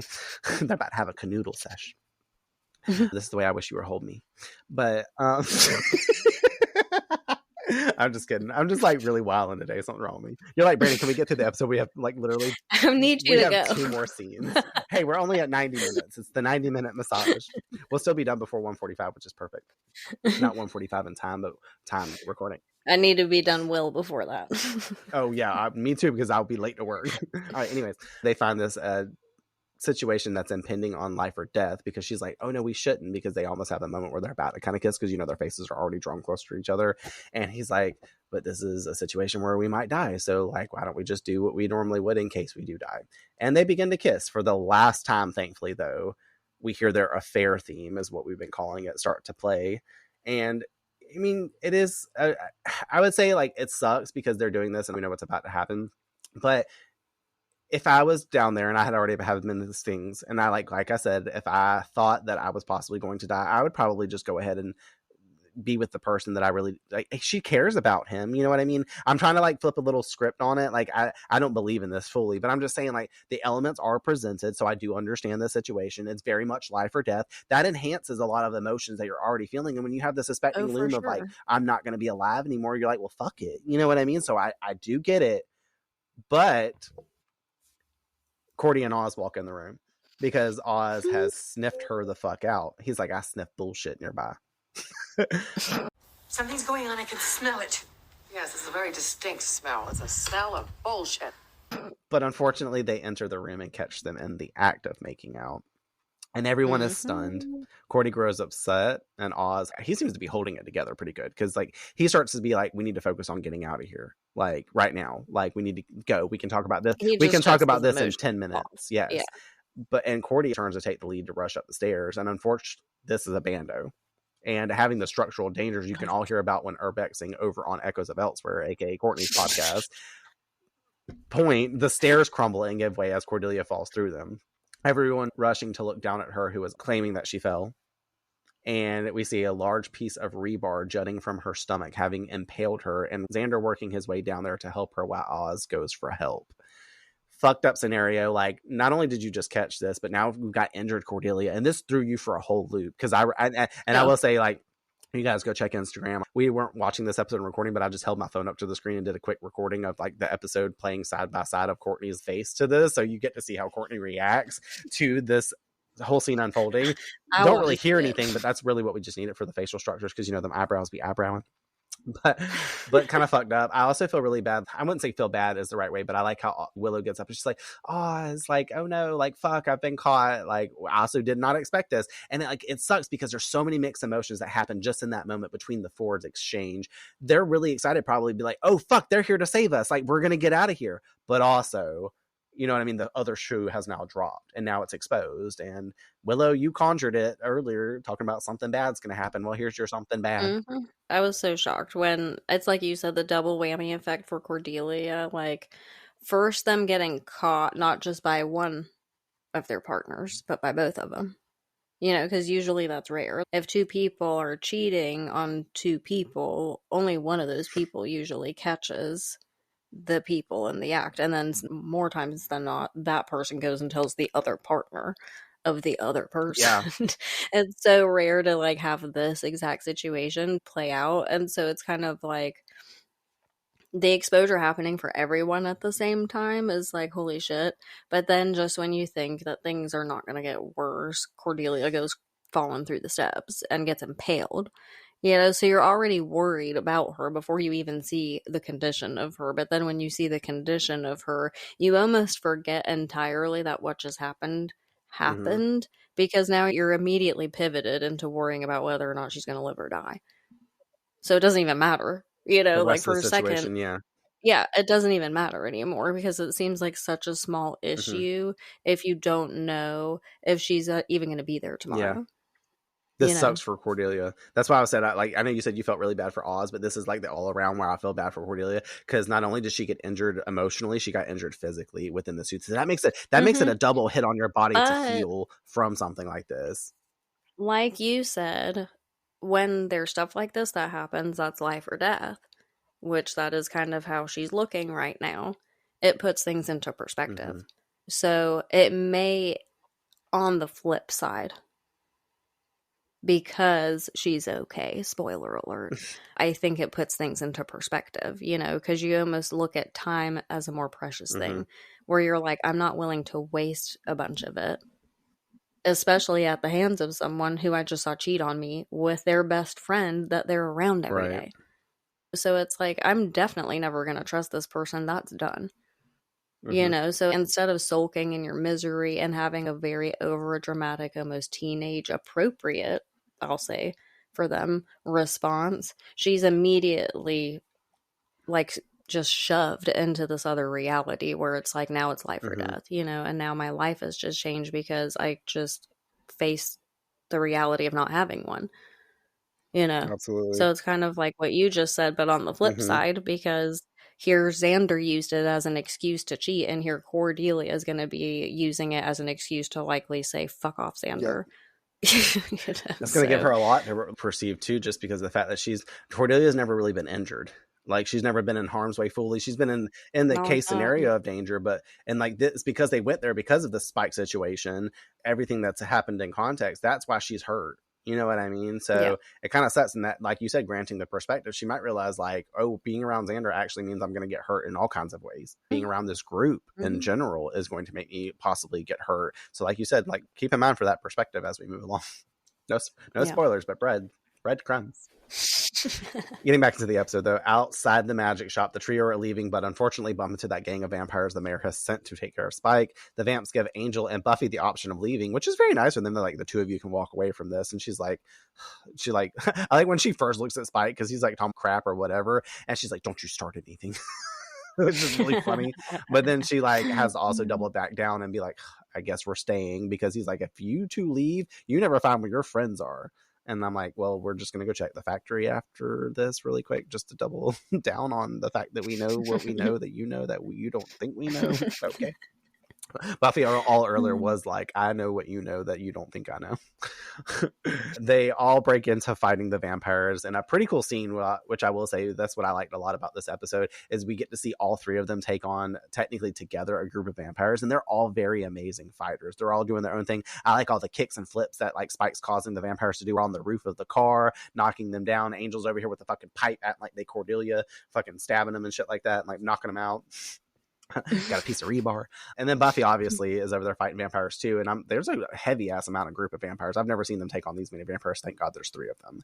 But they take them on, and Buffy gets that cool 4K per slay when she stakes the 2 vamps together with the mop stake that she fashioned. Very great and resourceful use of her, but also epic. Like, you even like acted stunned in your reaction whenever you saw her double take the vampires down. You were like, ooh shit. I knew you were enjoying at that moment. I knew you were enjoying the fight scene too, just watching you watch it. And I was like, oh yeah, she's getting into this. I love that. She's like, oh, she slayed them bitches. And I was like, I love it. They realize there's too many. I counted 10 at the door when they go to run in, and they get back inside and start barricading themselves in the shop, preparing to fight against the vamps, but they come in the back and they knock down that door because Angel was trying to keep it up.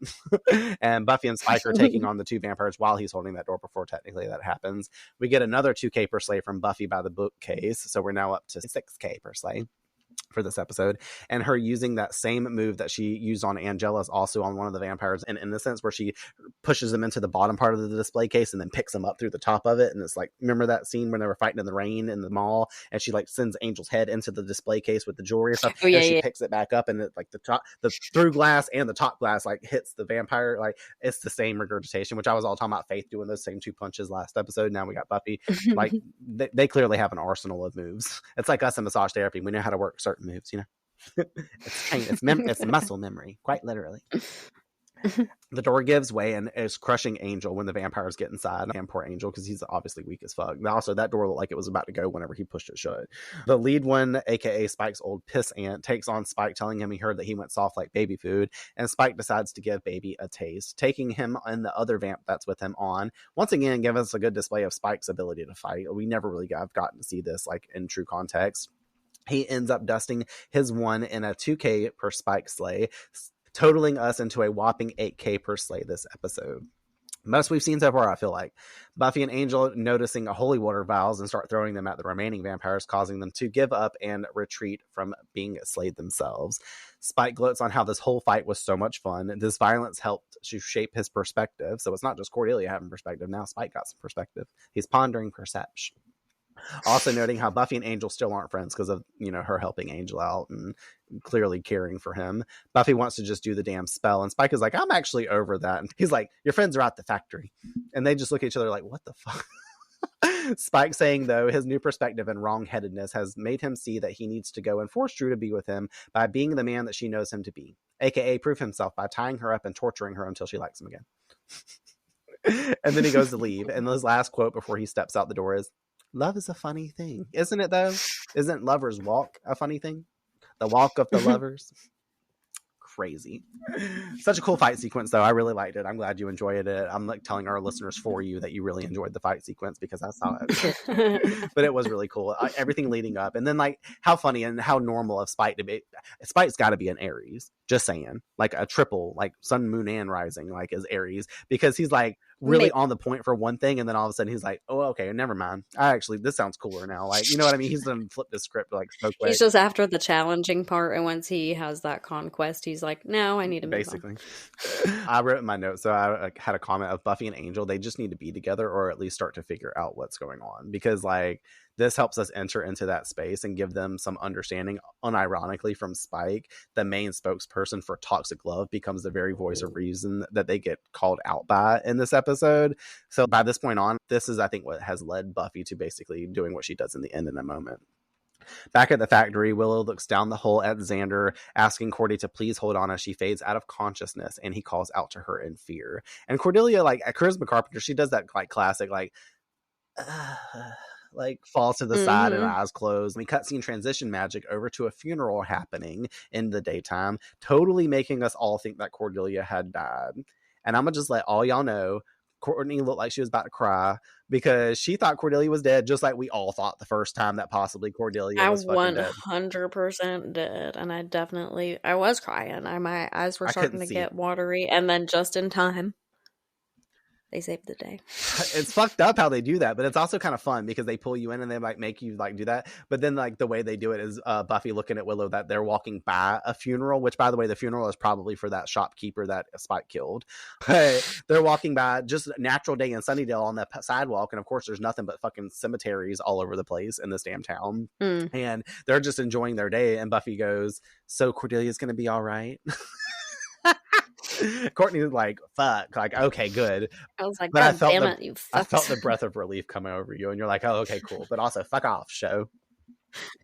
Willow tells her that she's going to be okay. Buffy wondering about if she's talked to Xander, and he is making his way there apparently today for visiting hours. Buffy asks about Oz, and Willow expresses that she feels really bad about all of this, and now kind of realizing she doesn't want Xander, she just wants Oz to talk to her. Very great. Buffy says to give it time and to prepare for some groveling. At the hospital, we see Xander arrive with flowers for Cordy, who has her head turned away from him. He sits with her and starts to express his feelings over what happened and wants her to know... ... But she turns to face him, cutting him off, calling out his name. And he's like, basically, what? Yeah, I'm ready to listen. What do you need to say? You're going to tell me you still love me? No. She tells him, stay away from me. turning her head away from him, crying as he leaves the room. As always, like, I'm already like coming off of almost crying, like especially a first time watch, and the way they set the scene up, it still kind of makes you almost want to tear up for what's going on with Cordelia, just because everything she's gonna have to deal with. But I'm happy she told Xander to get the fuck out of her life. Like, it's sad to see Cordy sad and know from this season that she was really into Xander, falling for him, and he went and did this to her. Just another reason to not be feeling good about Xander as a character, honestly. But his choices having negative consequences, even though Willow was to blame for this too, it's just very unfortunate for everyone. And it seems like Cordelia, as we've been saying this whole episode, got the shit into the stick for this one. Because now she got to sit here and heal up in a hospital, heal from a broken heart. She's really going to be upset by this, but it is what it is at this point. But yeah, do you agree with her statement? Yes, me very too. much so. Yeah. Speaking of unfortunate, though, we head to Angel's mansion as Buffy arrives to tell him that they shouldn't see each other anymore. Him being upset by this because she tells him that they aren't friends. We never were. And I can fool Giles. And I can fool my friends. But I can't fool myself. Or Spike for some reason. What I want from you, I can never have. The Close Your Eyes theme is playing in the background, and I like how they did that. You don't need me to take care of you anymore. So I'm gonna go. I don't accept that. You have to. Okay. There's gotta be some way we can still see each other. There is. Tell me that you don't love me. He can't do that, though, and they fall silent as she turns and leaves him. How would you ever stop loving her? She's never going to stop loving him, and that's what's going to make it a messy situation for them moving forward. So I'm glad that this is where Buffy has come to at this point in time with their relationship. And as she walks away, Angel sits down and we see him looking upset. And then we pass by frames of Willow sitting sad also. Then Oz hugging up on his freaking guitar because he's like, I'm at the Bronze trying to play some music and I can't because I'm sad. But he also looks like very like confused and stumped and hurt. But I'm glad we got the like back shot of not the actual back shot because those are nasty if you look them up on Urban Dictionary, but like we get the shot of Oz sitting there looking upset, so we actually see where he's at with this. And then we get Xander, and then we also see Cordelia in the hospital again, and finally we land on Buffy. It long pans into her sitting alone at the school, probably the next day at school, as this music montage, I'm gonna call it, because it's really sad, sappy music. And it fades into an exciting rendition cover of I Did It My Way, as Spike is just in the car like fucking jamming out, leaving town. He's heading out of there screaming the lyrics, which is so funny because it's very more empowering than the way he was singing it at the beginning. Because when he was walking around the bando and the rubble, he was like, I did it my way. And now he's like, oh, I did it my way. Like very like, but what? You know the song. Very funny. But he's the fuck out of there.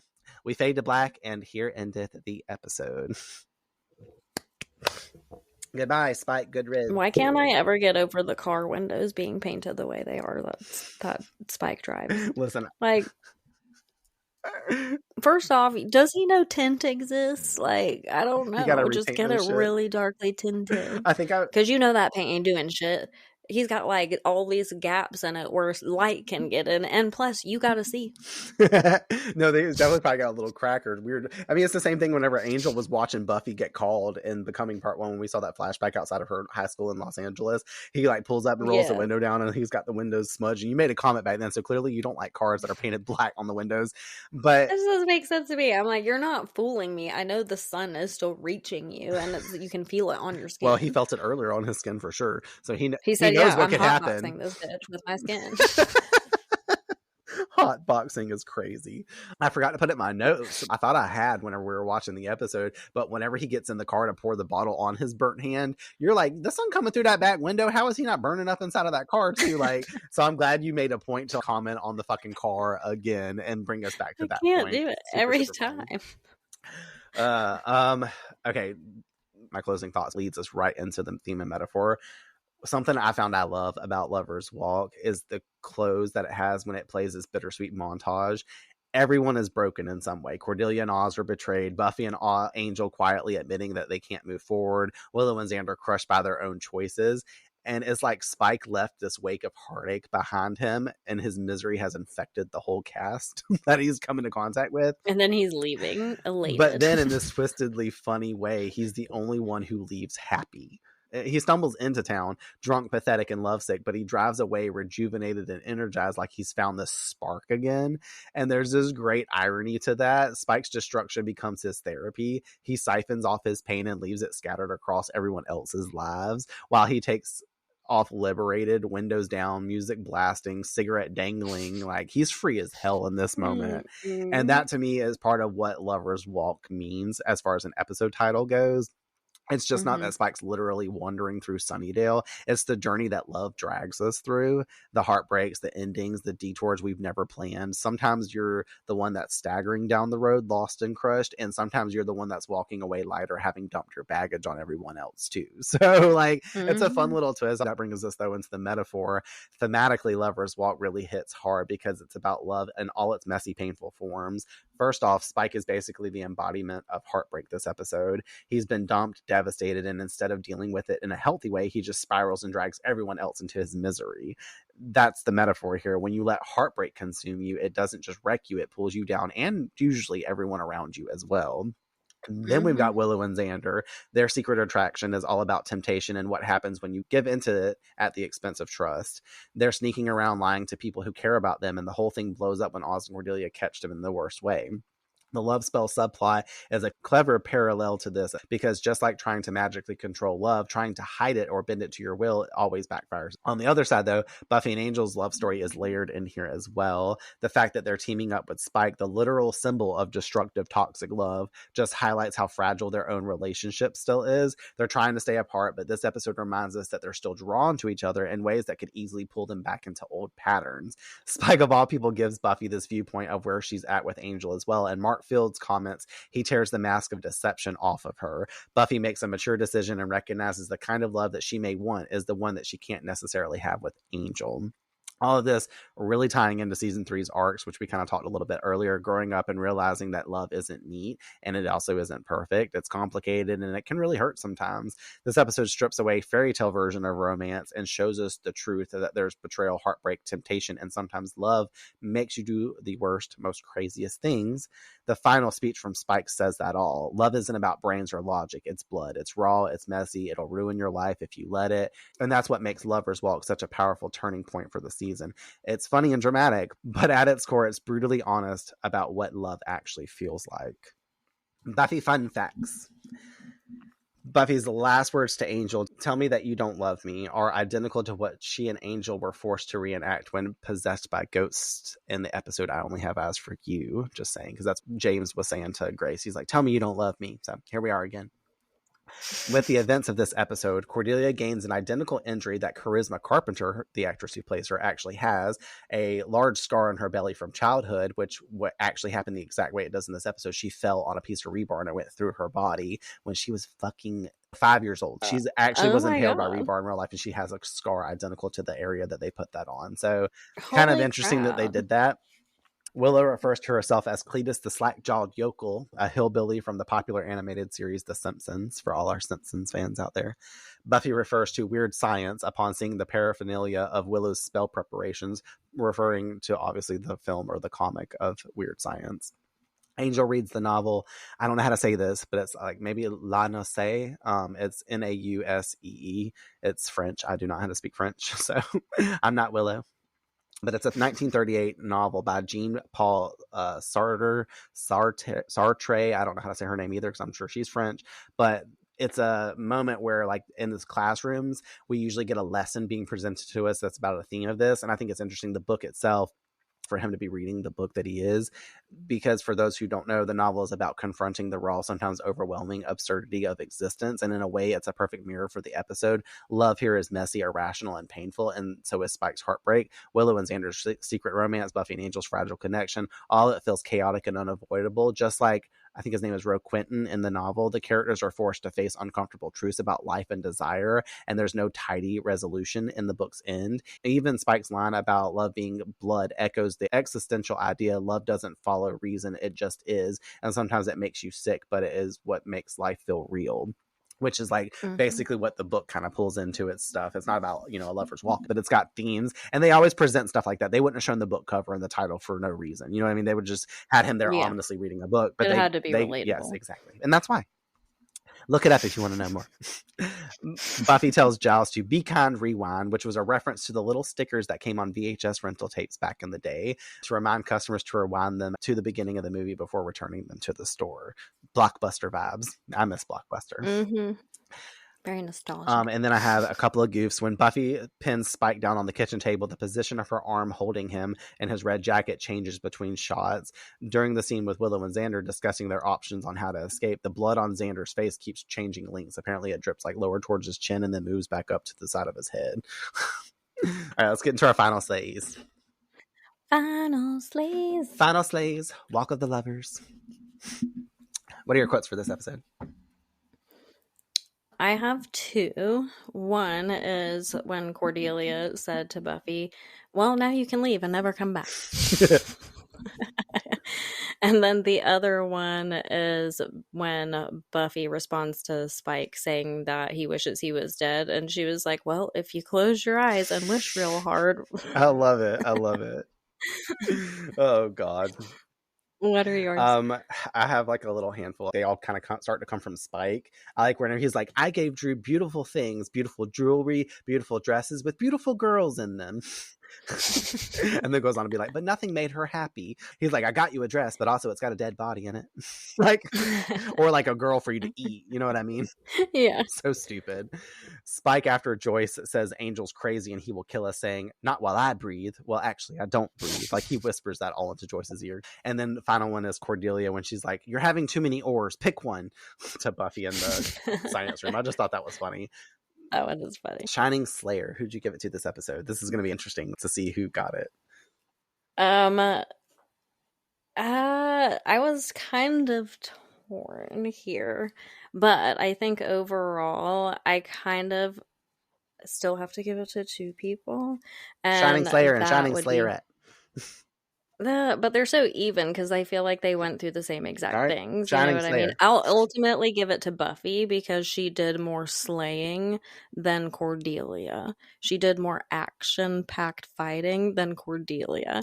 However, I do give part of it to Cordelia because I think at the end of it, they both decide for themselves to move on from a toxic situation. And that leaves them both kind of with the same residual feeling. Even though Buffy didn't get cheated on, she still had to come to these terms on her own. No one told her to tell Angel that they needed to not see each other anymore or anything like that, you know? So I think to come to those terms on your own really is almost like an emotional victory because you're having to hurt yourself in the process, and they both have to do that. So that's why I'm torn. Well, I give it to Cordelia for telling Xander to stay away from her and basically using the words that you just said to capitalize on that. Like, her just like that's shining moment for her. It's almost like I was torn between that being my Shining Slayer or my that slayed moment, just because she's like had this whole change in perception. She's like thinking very clearly and also like kind of being very like setting boundaries and firm with like her decision as well.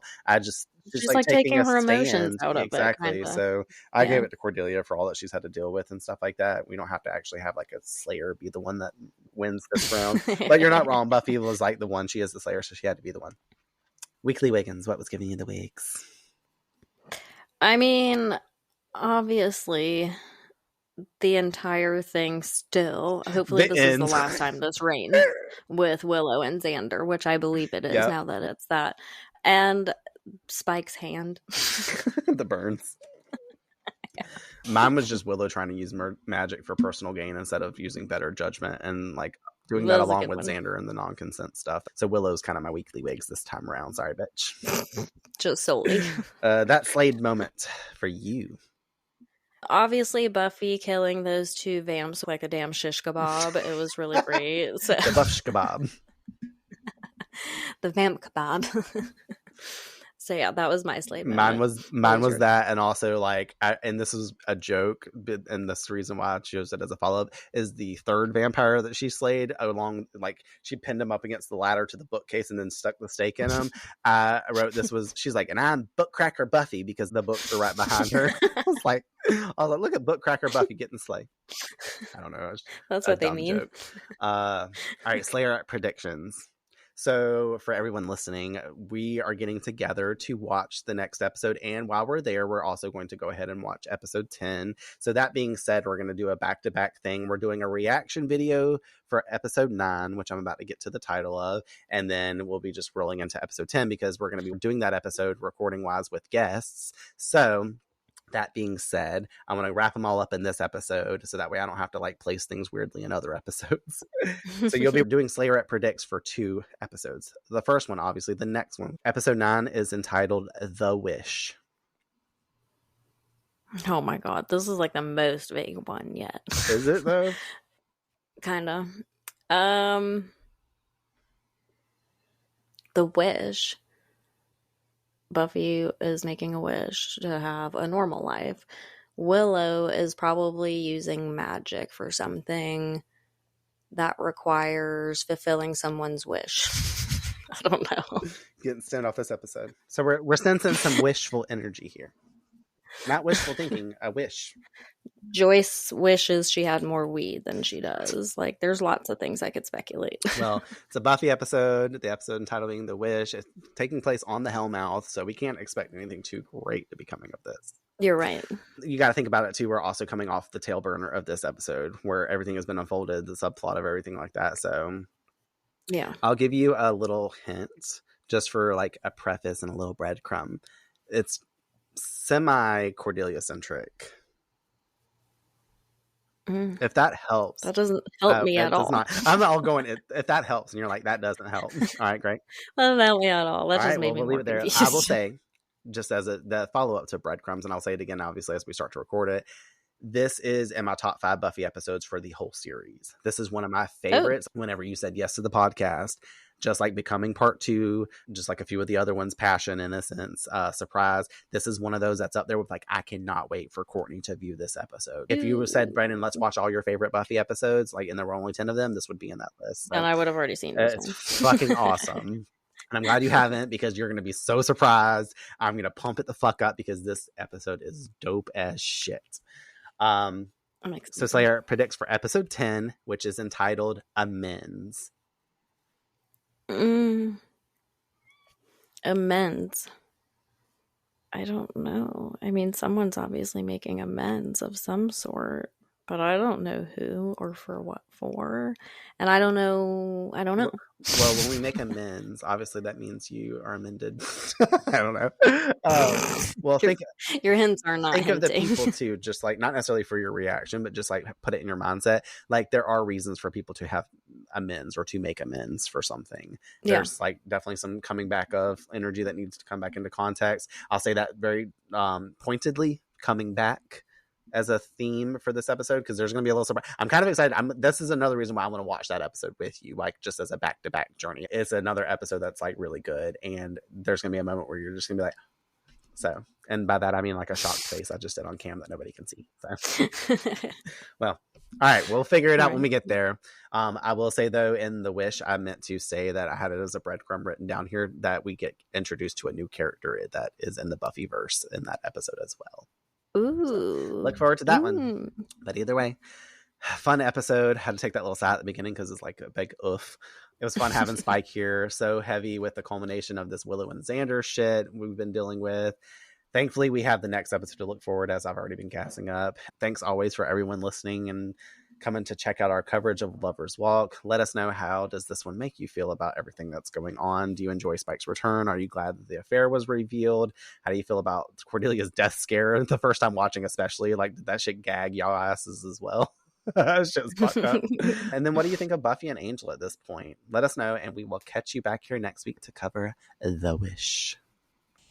So I'm strolling through the park looking for a meal, and I happen to walk by, and she's making out with the Chaos Demon. And so I said, I don't have to put up with this. And she said, fine.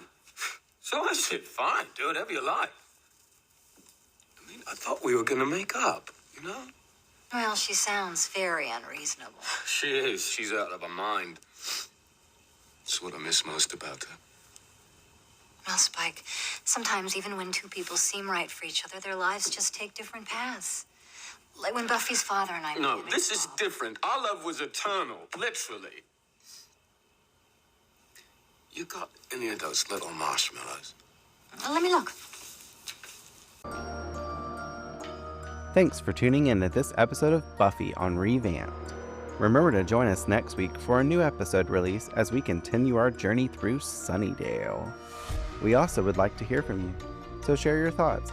Discuss with us your perspectives on this or previous week's episodes by following us on Instagram and sending us a DM at revamped_rewatchpodcast. Or by emailing us at revampedrewatchpod@gmail.com. Additionally, we will be choosing one of your messages to shout out in an upcoming episode release. And if you happen to love abandoned places but prefer them vampire-free, check out Echoes of Elsewhere, an urban exploration podcast, where I interview urban explorers about the eerie spaces they uncover, anything from haunted schools, forgotten mansions, and tunnels that probably don't lead to the Hellmouth. From history to mysteries, tips and tricks of the trade, I dive into all things Urbex. Subscribe and listen wherever you get your podcasts. Until next time, the Earth is definitely doomed. This podcast is dedicated to the Buffyverse, to its fans, and my sister, Tiffany Dawn Pearson.